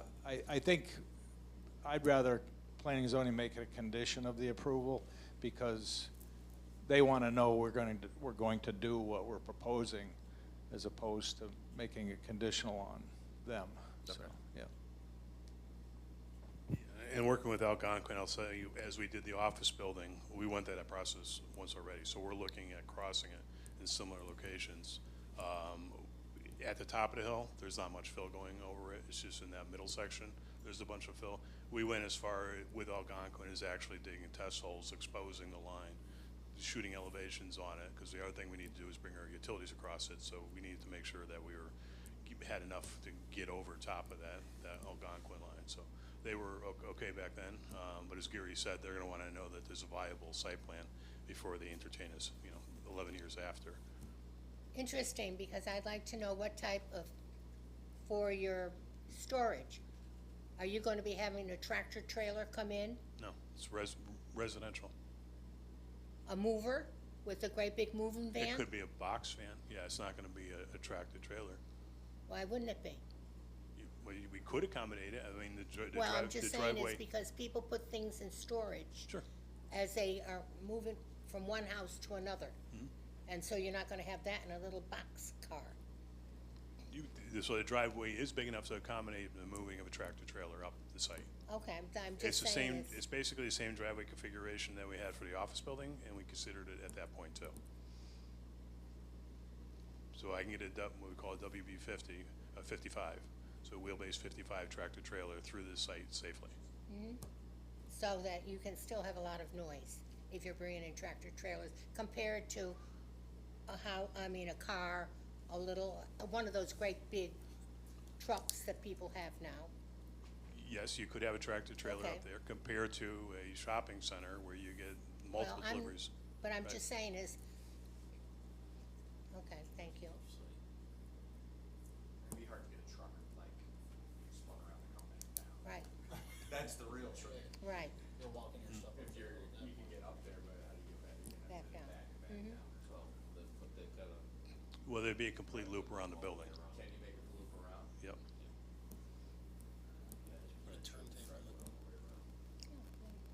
These are, you have to ask all these questions. I just, being honest with you, I think a three-story anything next to Northwood is a tough sell. I understand, but it's And I understand that there's site considerations that are also a tough sell for you guys. yeah. Right. But again, by right, we could put something 3 stories out there today. It doesn't mitigate the battle that we're gonna end up with in this room. Correct. And that's just a fact of, Well, I mean, it's a special permit, Yeah. so we're gonna have to prove our case. yeah. Again, I see advantages to it. I've done other self-storage facilities in other towns. And again, two of the biggest things that we use in getting that approved is traffic generation. It's much less I agree. than I compared to don't a disagree retail with you. center, compared to an office building, any of those uses. And it's also a quiet use. Yep, I don't Yes, disagree you're with gonna you. get an occasional delivery truck. The Right. majority of it's I passenger just know vehicles. that the neighbors are not going to agree with us. Well, Well, go ahead, yes. I apologize, Elsa. No. What are you okayed to build there now? A 3-story what? Office building. Just office building? 3-story office building, 3-story hotel. I can build a This is gonna be three-story office building, three-story hotel, I can build restaurants, I can build retail buildings. Are you guys listening? Yes. I mean, the list, I went through your zoning regulations, and the list is a highway business zone. There's a lot more I can put in there by just a site plan approval than I can in the industrial zone by a special permit. So I guess what I'm trying to get to is you're already approved to do something maybe Same height. isn't necessarily desirable, maybe, or less. Well, he it's could not do less it by desirable. right. He's not approved, but there's there's uses he could get with a site plan approval. Yeah. The prior approval has expired. I want to make that clear, from 2015. Right. Yeah. So when we come forward and we propose a zone change and talk about uses, you know, one of the things I had ready was, you know, a trip generation of all the different uses that are potential up there compared to what we're looking at doing up here. In addition, I can get something of an acoustic study to give you ideas of what noise levels would come off this type of facility compared to, again, a retail grocery operation that's open to 10 o'clock at night, a hotel, other type of uses. You know, again, it could be a small strip mall with you're talking about the cafes in it. You know, it could be something along that lines, some kind of a restaurant up here. Could be all kinds of uses that could be a lot more intrusive. In addition to lighting. Self-storage facility, usually you limit the hours of operation, and you don't need high levels of lighting. If it's a retail establishment, you're gonna have a lit up parking lot. That'll be a But- lot more visible. Your problem with this one here is that you want to do a text memo, that you want to change it from 20 feet to 40 feet. Correct. So you could put in a 20-foot one there, and that would be fine. But now you want us to say is then 40 feet, which is, I'm proposing that if we leave it at 20 feet, that's gonna be your typical non-climate controlled external access, what? well, I mean, against your highway and No, and I your understand. entrance into Cromwell. So what? There's a big so what. no, I'm You wanna just talk saying. about the neighbors Right, complaining? But I'm Put also something like saying that is in. that when you talk about how you're going to have, and you show renderings Yeah, of trees this big, that are there. I'm not so sure they're all there, or that they're gonna remain there as you go in and you start cutting them up and have to find out that you have to put fill over here and things like this. So that when you're talking about having 50-foot buffers and putting in 6-foot trees that take 30 years to come up to really, you know. So the 50-foot buffer is an existing vegetated buffer that would remain, existing trees that would remain, already established. And again, I kind of like Andrew's idea of, you know, maybe in compensation for going higher in a building, the buffer needs to increase as a possibility. Or maybe there has to be some kind of a earthen berm with additional buffering put on top of it. Maybe we screen that way. There are opportunities. I definitely would have recommendations for Yeah. the text amendment from Okay, staff. And for- again, that's why yeah. we're here to start the conversation. Right. Again, I would rather see, you know, again, being not a resident of Cromwell, but a taxpayer in Cromwell, I would rather see the entrance to Cromwell having an architecturally pleasing building as I come off the exit ramp from 91 South down to 372, rather than seeing the old style, unattractive, one-story, non-climate controlled, self-storage facility. That may be great in this location, but this is a townwide text amendment. That's right. And so I that, we understand. gotta I consider understand. that, you know, So not just the that's why site. the regulation needs to be beefed up, and maybe there's additional language that, you know, it needs to be architecturally pleasing to the commission and approved by the commission. Is there another way to do a text amendment site-specific? Because this is a special permit situation, A right? text amendment for I mean, you'd have to go for a variance. And there, you know, it's not a hardship, so. Yeah, I don't see, I can't think of a way to do it. May I ask a So, question? again, Gary Dayharsh with Nadiq LLC. One way I would try to sell the neighbors, Mike, would be if we put a 3-story hotel up there, it's open 24/7, and there's all sorts of people coming and going all night long, and you don't know who they are or what their intentions are up there. We could put gated access down at Sabethy Drive, and we can close this place off from 8 or 9 o'clock at night till 7 o'clock in the morning. And offer some security to the neighbors, and I think that's an important consideration too, so. Those, I don't disagree that those are good ideas. The 3-story, 40-foot issue is an issue. There's no way to candy coat that. And absent the 3-story, 40-foot issue, I hear everything you guys are saying, and I agree with everything you're saying. But the 3-story, 40-foot issue, again, is an issue for me. And knowing the pushback we're gonna get, and knowing that it's right on top of, and you don't have a choice on the site, because the site is what it is. I get that. I get all of that. I just, How would you feel about 30 feet? well, it's a hell of a lot better than 40 feet. Because I would want to talk to Andrew and staff and test the waters. Because the way we're thinking about building this would be 10-foot floor to floor, so it would be 30-foot overall. We were allowing for some architectural treatments that would stick up above the roof, and also to screen the air conditioning units that would be on the roof. So that's why Jim was proposing 40 feet. It probably would be actually more like 36 or something, but we could put air conditioning units on the ground and not do those pop-ups architecturally, and probably keep the thing down to 30 feet. I think the air conditioning units on the ground is a given, only because they're noise generators, and you're up against a residential neighborhood to begin with, so putting them on the ground is, I think, a smart thing. You're also right next to the highway too. Yeah. You're not You have noise there. Do you have any control on the height of that? Can you drop it like 10 feet? Can you get down and still make it a 2-story building? Do you have any control there at all?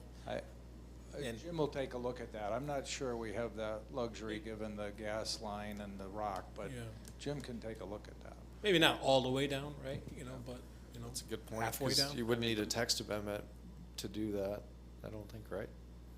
So, I don't know, would you need a text amendment if they were to go down rather than up? You're not gonna go the whole building down. Obviously, you're talking about making the side against the residential 20 feet, so when they take your average, the other side's still gonna be yeah, 30. I guess we'd be so- looking at that height calculation, Bruce, so. Yeah, so, I don't know if we specifically mentioned stories or just height in our regulation. The height is measured by mean grade. as Yeah, Jim mean was grade mentioning. on the slope, right. if I remember correctly. So it's pretty forgiving, I think. So again, as part of like a special permit, we could take a look to see if there's anything we can do with the grading. As Gary mentioned, there's a lot of rock up there.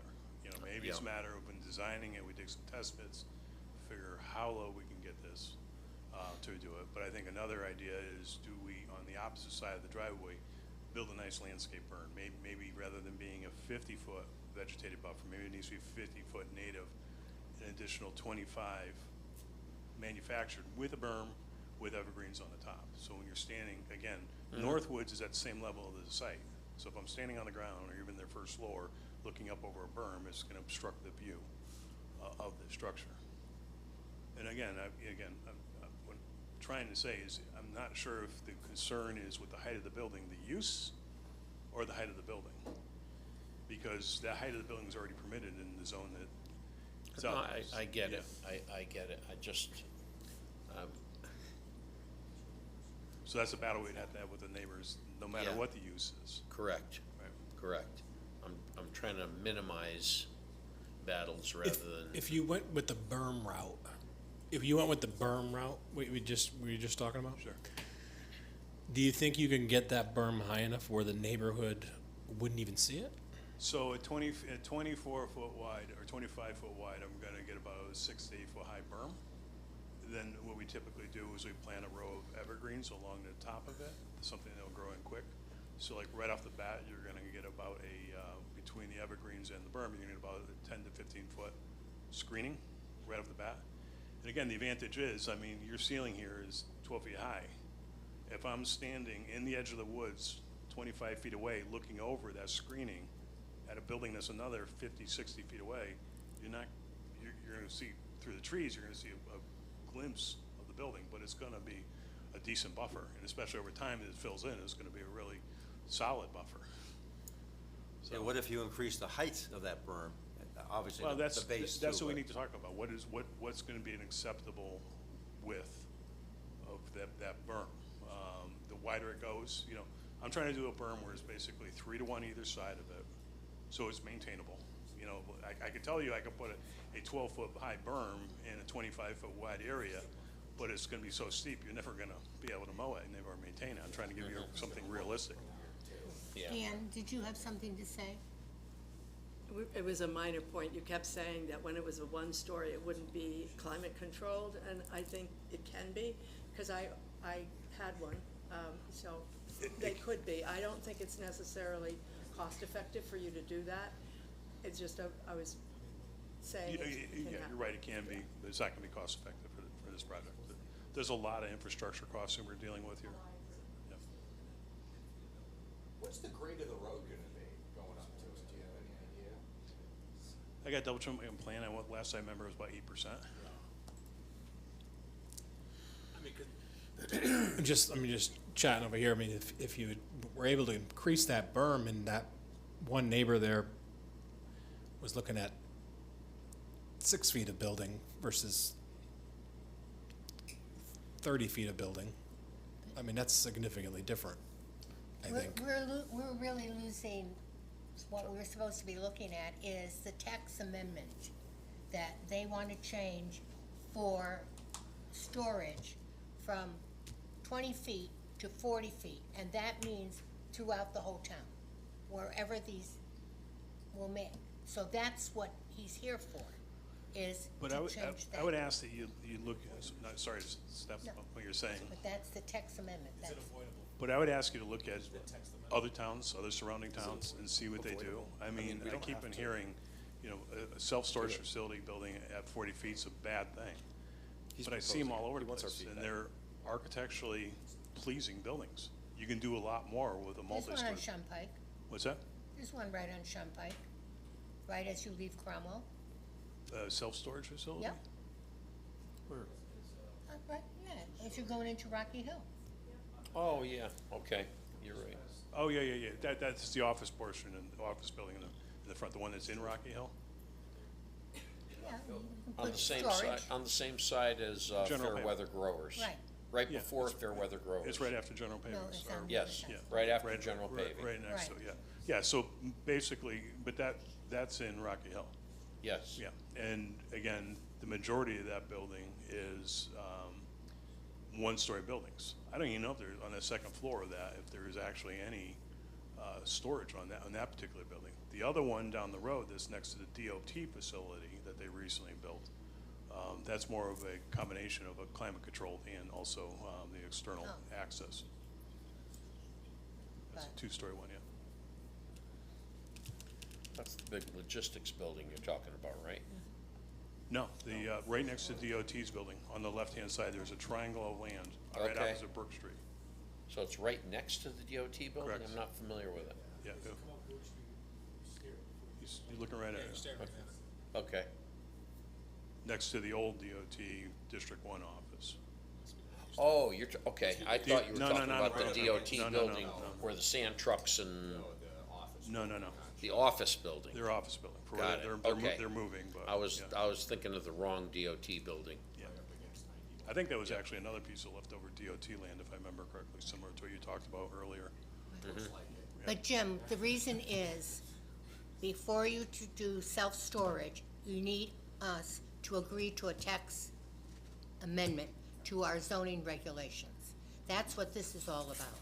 Right, two things, we need to get a zone change, and then a tax amendment. So those two things will be the first part. But the most important thing is that, for you, well, both of them, but it's the tax amendment. Yes, correct, to get what we want, And correct. that's what I wanted to say, is that that's what we have to really think about, that instead of having it for self-storage to be 20 feet, to go to 40 feet, no matter where.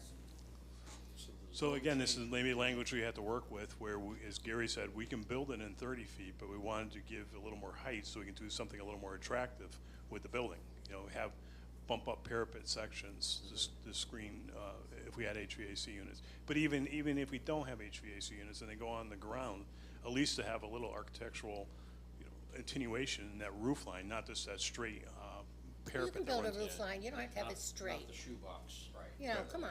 Yeah. You can do things even within that. I mean, you don't need to say is, we're gonna put pyramids and things like this. There's a lot of things that you can do architecturally with what you got. If you wanna just make it to be bland, you can. So- Otherwise, you can put different things. Yeah, and that's what we'd be looking to do. Again, not to give you the typical shoebox. It gives you something more attractive. You know, Right. Again, I always saw this property as like a gateway into Rocky Right. Hill. But, you know, for 40 feet, So if we can make something work with 30 feet, and maybe there's some language to allow for some kind of a projection for some type of architectural feature in a limiting height, is that something that seems like a little more amenable to the commission? Andrew, how does that sound? I don't want to commit to anything Well, no, here I on don't the mean spot, but- but if it's something you guys would like to do, if you'd like to introduce this additional height for this use in an industrial zone, I will work with them. I do think the text amendment itself needs some work.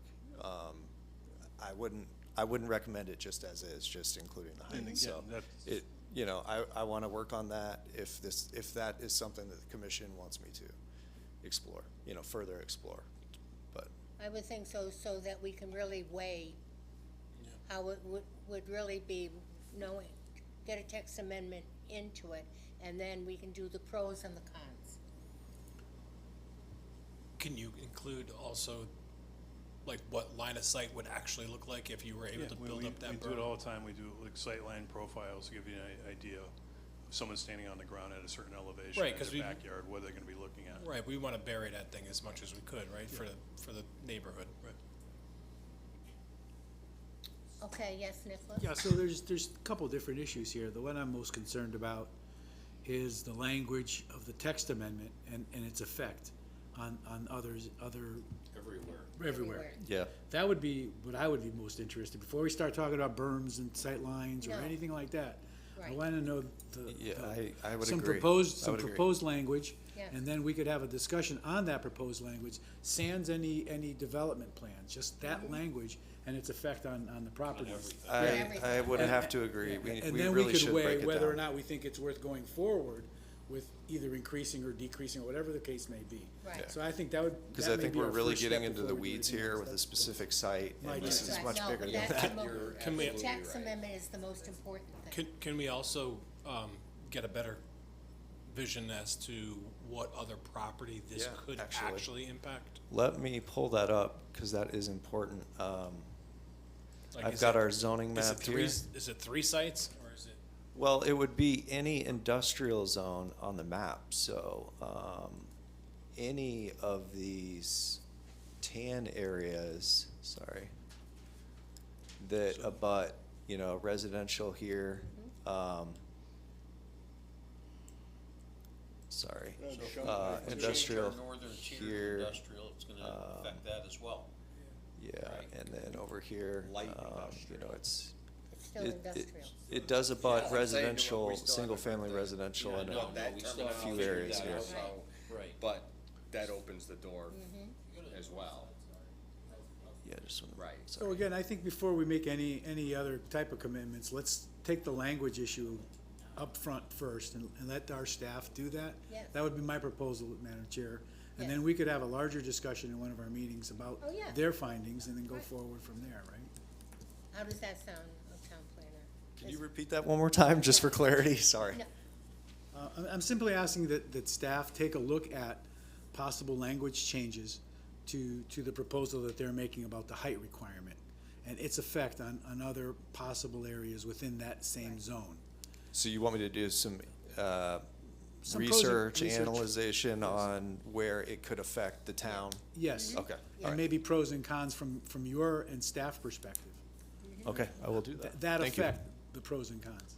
That would be my, And any, like, what residential neighborhoods it would affect, if there's like, you know what I mean, how much, is there only 3? Right, the impact analysis on it. Impact of what any changes would. Noted, thank you, and I think that's a great way to go. proud of you guys. We've got to figure it out. So, We're not gonna be able to, raise the bridge, so we gotta figure a way of lowering the river. Yeah, but just taking this bit by bit, I think is important, you know, yeah, and so, Just make I sure appreciate Terry that, gets thank you. that whole- so the initial point I brought up, and probably the same, more pressing issue right now, is being able to build that driveway. Excuse me? You know, being Can you able- speak up? I'm Sorry, it's really hard to hear. The initial issue I brought up, and the more pressing issue at this point, is being able to get that driveway graded, to get access and get people up to that site, and maybe offer it to different prospective tenants. So again, the issue right now is it requires a fill permit by special permit. But you need a site plan, right? Correct. Okay.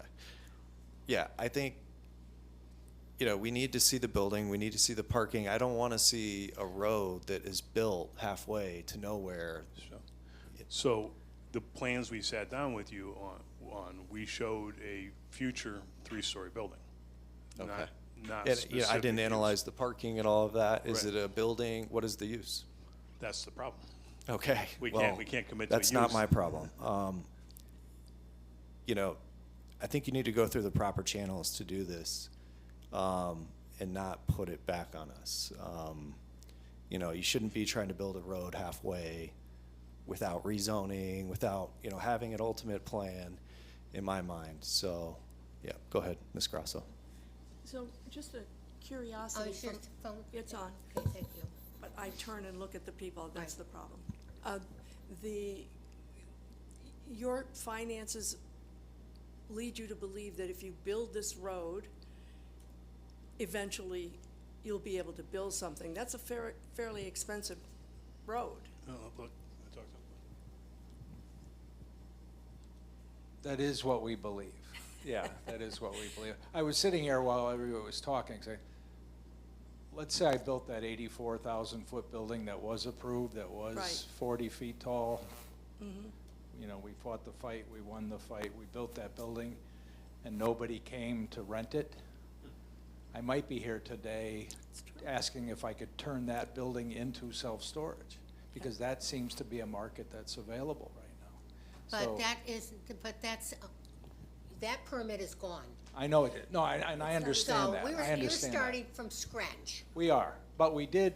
It doesn't make any difference. I That's know long that, no, gone. I understand that, but we fought that fight once and we think we Well, can win it so- again, but we'll see, but. Right, but And that- again, we dealt with the neighbors and we actually had a meeting out there with the neighbors. I know, I understand. We'll do that again and I I'll, understand, but right now, then you have to come back because you can't do anything there because you don't have any permit right, to do right. that. But we do believe the property will be more marketable if we could prove to people that you can drive up there. And that's what we would do. So I believe you would have to build it under the current regulations with a site plan, and then you'd have, you know, and then you'd have to come back in with a new site plan, or, you know, the rezoning, the text amendment, and a new site plan to be filed to override the previous one. Unfortunately, it's complicated. I get it, that's why it's been, you know, here for 11 years. Yeah, but we can't, you know, we can't approve a halfway road, you know, so. They have to start from scratch. I guess the fact is you gotta build it to the regulations, so whatever that may be, if you propose to change it, then, you know, you can follow that road, but as of today, you've gotta build it according to the you know, what it is, so. I wish I could help further, but you know, it's a complicated situation. So your old approval was building a road and a cul-de-sac, and then coming off that cul-de-sac to get to the plateau. Correct. And you can't build that road and cul-de-sac any longer because the building owner that was gonna give you access has changed their mind. Actually, there were discussions with Apria Healthcare, this Pitcairn Properties owned that way back when I built that building. Yeah. And it's a private driveway, but we had discussions with them about turning part of that driveway into a town road. We worked with Sal Petrell on that and putting a cul-de-sac there, the town taking over that, filling the pond was part of the impetus to doing that. Since then, the property's changed hands 3 times. The new owners do not wish to do that, so.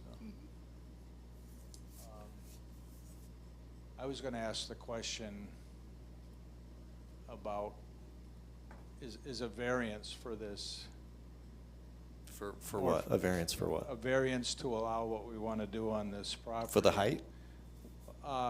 Well, Or the building of the are we road. talking about self-storage in the highway business zone, or a variance for something to allow what we're trying to do? You know, there's definitely topography. I don't think you have any hardship for height. Well, for height, I agree, but height is allowed in the highway business zone, is it not? So the height restriction is specific to the self-storage regulation, specific. So that's what I was getting at, is whether this property is industrial or highway business zone, we already can do that height for the uses other than self-storage. Right. Right. But now, is it that their permit is not, It's gone. It's It gone. expired. The 2015 plan for the office is expired. right, so, yes. so then this now has to come back again with a Yeah, whole new. anything, you know, anything that's new needs to I come know, in but- back in under the current regulations. Right. Yep, So, just the way it is. you're from, Go on a limb here, but I don't think we're in a position to approve any oh, roads no, going no, anywhere at this no, point, because, without No, more it's- information. This is just discussion. No, I Yeah, understand, yeah. but I wouldn't want us to be having a conversation or go on record saying, well, we think yeah, go ahead and build it, or say anything like that. Oh, no, No, we're no, not no. committing No, I to just wanna make anything, sure and this we're is quite clear non-binding for that- the record. That No, we're this taking is- step one, which Yeah, is this to is just understand what it is. information. This And is then step two completely would be any other- informational. Okay, okay, thank you. Completely informational. yeah, because Yes. he has to go back and start from scratch. No, this is a non-binding conversation, just to Right. explore the proposal. Yeah, there, we don't have in our regulation that I know of any mechanism to develop a site short of a full-blown site plan. And I'm kinda, Yeah, I mean, you'd have The to only thing- complete, you have to do the site, you have to complete the site plan, it has to be approved, and the whole thing has to be built. You can't just build the road and, yeah, so. We don't have minutes. but on a subdivision, and Subdivision granted, have this isn't a different, subdivision. yeah, subdivision is governed by the subdivision regulations. Right, Not but, us. but on a subdivision, you're allowed to build a road, and all of the houses within the subdivision all have individual site plans. So you are allowed to build the road and develop the entire site, short of the buildings. Yeah, for a subdivision. For a I think there subdivision. may be other assurances there, you know, Yeah. a bond is held and so Yes. forth. But this is not a subdivision. No, I Yeah, get it, yeah, I'm just right. wondering whether or not there's any mechanism in place to build the road. I don't know. Short I've of even the talked building. with Stuart about this, and he had the same thought, so. Yeah, It, okay. you know, you gotta do a full-blown site plan. The regulations clearly don't provide for it without a site plan. Right. And the site plan can't just show a generic box building to be built, phase two. Well, it may be able to they have- some degree, if it meets all the requirements on the, you know, and then really the details may come in the building permit phase. So if they have an approved site plan that meets the setbacks, parking, so forth, I think, I can't think of another reason why, you know, we may request elevations, especially for this project, considering, you know, it's contentious and, you know, it's a I'm just trying to, hot item, I'm but- trying to figure a way of making the property marketable. Right. Without building the building and without committing to the neighborhood what is being built other than a driveway to access the property. And to do that, I didn't know if there was a way of doing a generic site plan showing full-blown details on the driveway, full-blown details on the cuts and fills and so on, up to a generic box, Well, that's, which so, would be the building to be built, phase two. on the plan. Yeah, like, and if it's phase two, I think we probably, you know, I'm just speaking off the cuff here, but I Yeah. think we're probably gonna hold a bond or something to make sure the project's completed, phase two. oh, We can't just leave it as phase one, so there's gotta No, be I some get it. assurance. I get it. There would have to be, a bond, there would have to be Yeah. assurances. We don't wanna end up with a phase one road to nowhere that's not built, yeah. I agree. I'm trying to think of a Yeah. mechanism to build the road and make the property marketable. Yeah, and so in that instance, I'm not really sure how it'd work, you know? We may be able to hold a bond while you go through the process of rezoning and doing a text amendment. I think at first But blush, that's I'm gonna messy. say it's not impossible, but we'd have to explore it It's and look at very, it. it's very messy, involved. yes. Yeah, this is definitely a town attorney get involved and give us a roadmap of how to do this Yeah. where nobody gets in trouble. Yeah, there's a Okay. reason you have full, complete site plans that we approve, you know, so it gets built accordingly. We Right. don't wanna have a phase one that's, like, yeah, I'm beating a dead horse here, but. No, you I my get it. point, I'm just, yeah. I'm trying to think outside the box of a way to make it work. Could you clear the trees at least? Because there's only one road into this place, really. There's no road, there's There's no no- access, there's that's no the road. problem. That's what we And need the road. trees are not the issue, the grade is the issue. I mean, basically, to show this site, you have to be just short of a mountain goat to get up there. You can't show anybody that site right now, really. In all Well, they essence, can this if is they come from landlocked. Northwoods, Is this landlocked? but that's not No, gonna it's build not any warm and landlocked. fuzzy It needs, feels. it needs a driveway You built gotta to cut it. through somebody's yard to do it. No, what I'm saying is, what access do you have to your piece of property right now? Sabethy Drive. So, Right there. So you can get in that way because you come down to Sabethy Drive. You just need waiters. I'm just saying is, so right now, you'd have to go through mud, water and things like that to get into your, To walk Also into it- wetlands, to I walk into believe. it or with a Yeah, there's vehicle? wetlands right Pardon? there. To walk into it or with a vehicle? with a vehicle or Yeah, anything. you're not gonna drive up there right now, because there's a 60-foot change in elevation. Oh, I need okay. to build some driveway so people can All right, get up I there. wasn't quite sure where it was coming from because you're talking about going through, No, some other we town. just proposed to go through the north side, through either the old Apparat driveway or through the fitness center driveway to minimize the impacts to the wetlands. There'd be direct impacts to the wetlands if we come through the south side. So, Madam Chair, can I go back, let's go back and start from the beginning and get point one done. Because then there's all these other steps that have to take place, and there's no guarantee that the full commission will vote in favor of something, but, right? So anything we say today in conversation is non-binding, non-binding. right? And I know we're looking for ways, but we can't make any guarantees, because you don't know if a site plan comes to this commission with the public hearing or anything else we do, and it doesn't pass, because that's happened before. Right, but So I think- I don't wanna make any supposition. I'm just No. saying, my point is, I would rather just, let's understand what we have in front of us. Text amendment. Let's get It the has to text be- amendment As I first. said, we're off Okay. point. The text amendment is the main, is that correct? It's the Yeah. text Yeah, amendment. we're not making any promises. Right. Absolutely not. I make that clear. And we have already asked our town planner to do an inquiry about where, if we change a text amendment, what impact it's going to have on all of the properties surrounding the housing and things like that. And that's what, I think, that's what we've asked you to do. So I we'll do think we're that. gonna cut off whatever, all these other flies in the ointment.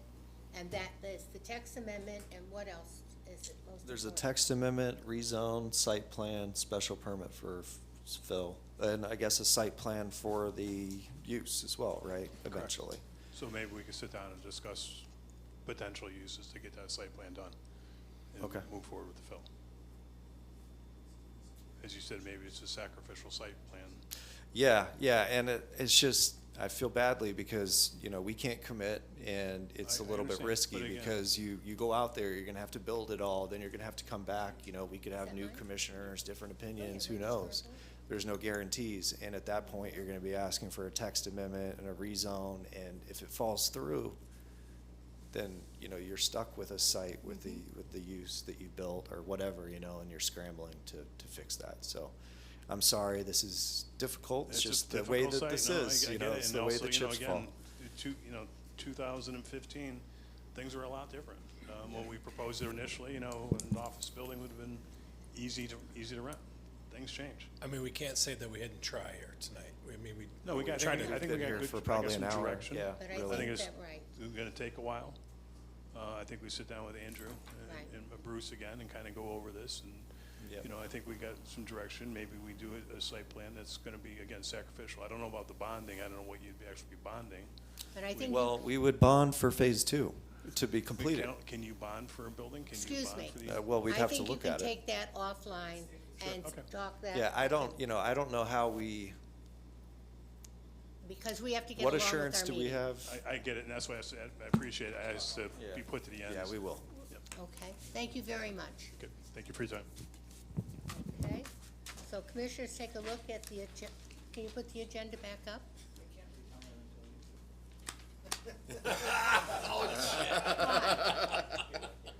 We've been doing this a long time. I know, but you're younger. All right, listen, So Gary, save that for the. what's happening to the plaza? I didn't even notice you were here. What's happening to the paving? Yeah. Yeah, we gotta move on. I'm sorry, sir. Sir, we're moving on. We have enough, we spent Okay, a long go time ahead. tonight. Thank you, but we Right. have to go with Okay, the rest so- of this discussion. Thank you. Okay. Gary is the developer, or the renovator of that plaza. Plaza. Oh, okay. What I know about that, 2 seconds.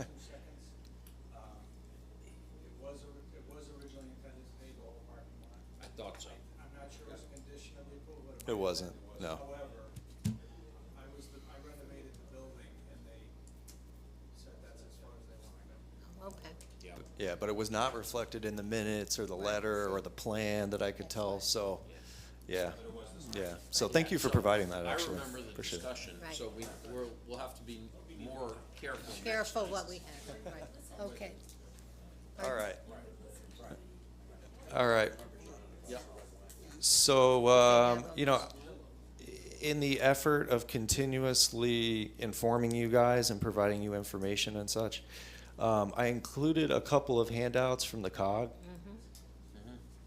And, it's not specific to anything right now, but, sorry, hang on, let me just. But what I want you to do is just keep it in mind. Not in my backyard. Because at some point, this may come up, and you may think back to this, and you'll have it in your email. It's available on our town website under agendas. So you can always come back and refer to these things that I throw out on the agendas to you. When we get into a discussion about these different things, deed restrictions, affordable housing, and so forth, these are good reference sheets for you to have. Again, communication techniques, I'm not going to go through all of this, but maybe it will prompt you to come back and revisit this when we have an application that's appropriate. Andrew, I got a quick question. Yeah. Regarding this. Somewhere in here, and I did read it all, I just can't find it right now. Somewhere in here, there was mention of, variances. Hold on, I'm looking. Oh, in the legislative update? Was Or- it in the I thought it was in the COG paperwork. Oh, okay. Do you So that remember would seeing anything in be, here about, talking about, or maybe it was the legislative? I think it might be. Hold on. All right, so let me just go to the legislative It's on the second page update. of Now, this. this is a little bit outdated because they did close the session. This comes from the APA Connecticut Chapter Magazine, Spring Yeah. 2026. So it's on this page. Okay, so the second page of the legislative update. Yeah, and it's Um, number 2. Good. So I just wanted to provide you guys with a flavor of like what, at the legislative level, what they're discussing. This is John Guskowski. He is involved with APA Connecticut on the legislative end, and he kind of reports back and provides us information. Interesting point about John, he's been on the show Jeopardy twice. He's a very smart guy. And we're really lucky to have him representing us. No, he does it on a volunteer basis, and he works hard. trust me. Allow for town website posting of legal notices in lieu of newspapers. This seems to be like an annual exercise where they consider it but don't adopt it. They're trying to potentially do away with newspaper publications and go to an online digital format, which, you know, might be reasonable in this day and age. We do spend a lot on newspapers, but I do think that it helps keep them in business. Couple of other things here, you know, if it interests you, but I just wanted to provide you guys some information.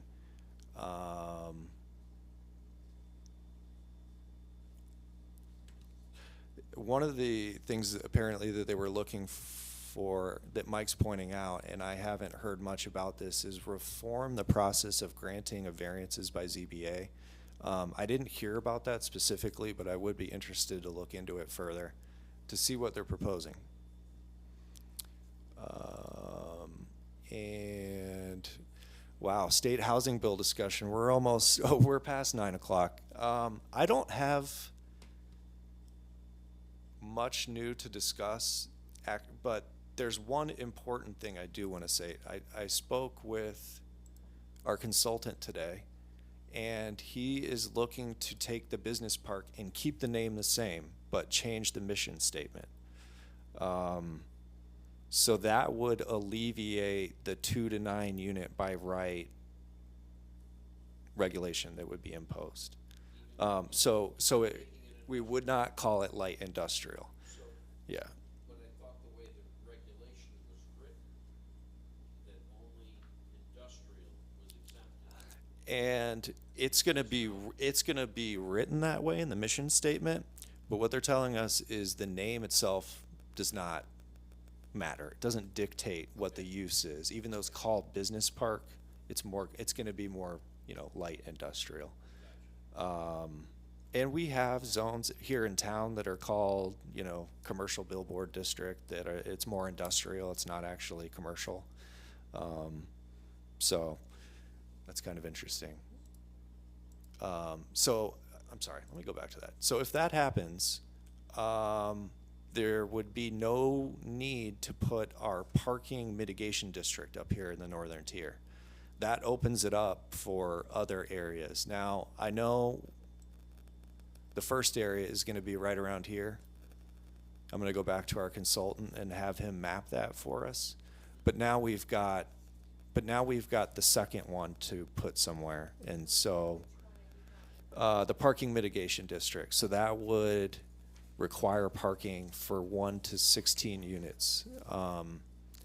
And so we can have 2 of those. We've got one area identified, and now with the northern tier kind of alleviated from residential units by right, we can put that second parking mitigation district somewhere else in town. So at another meeting, we'll have that discussion.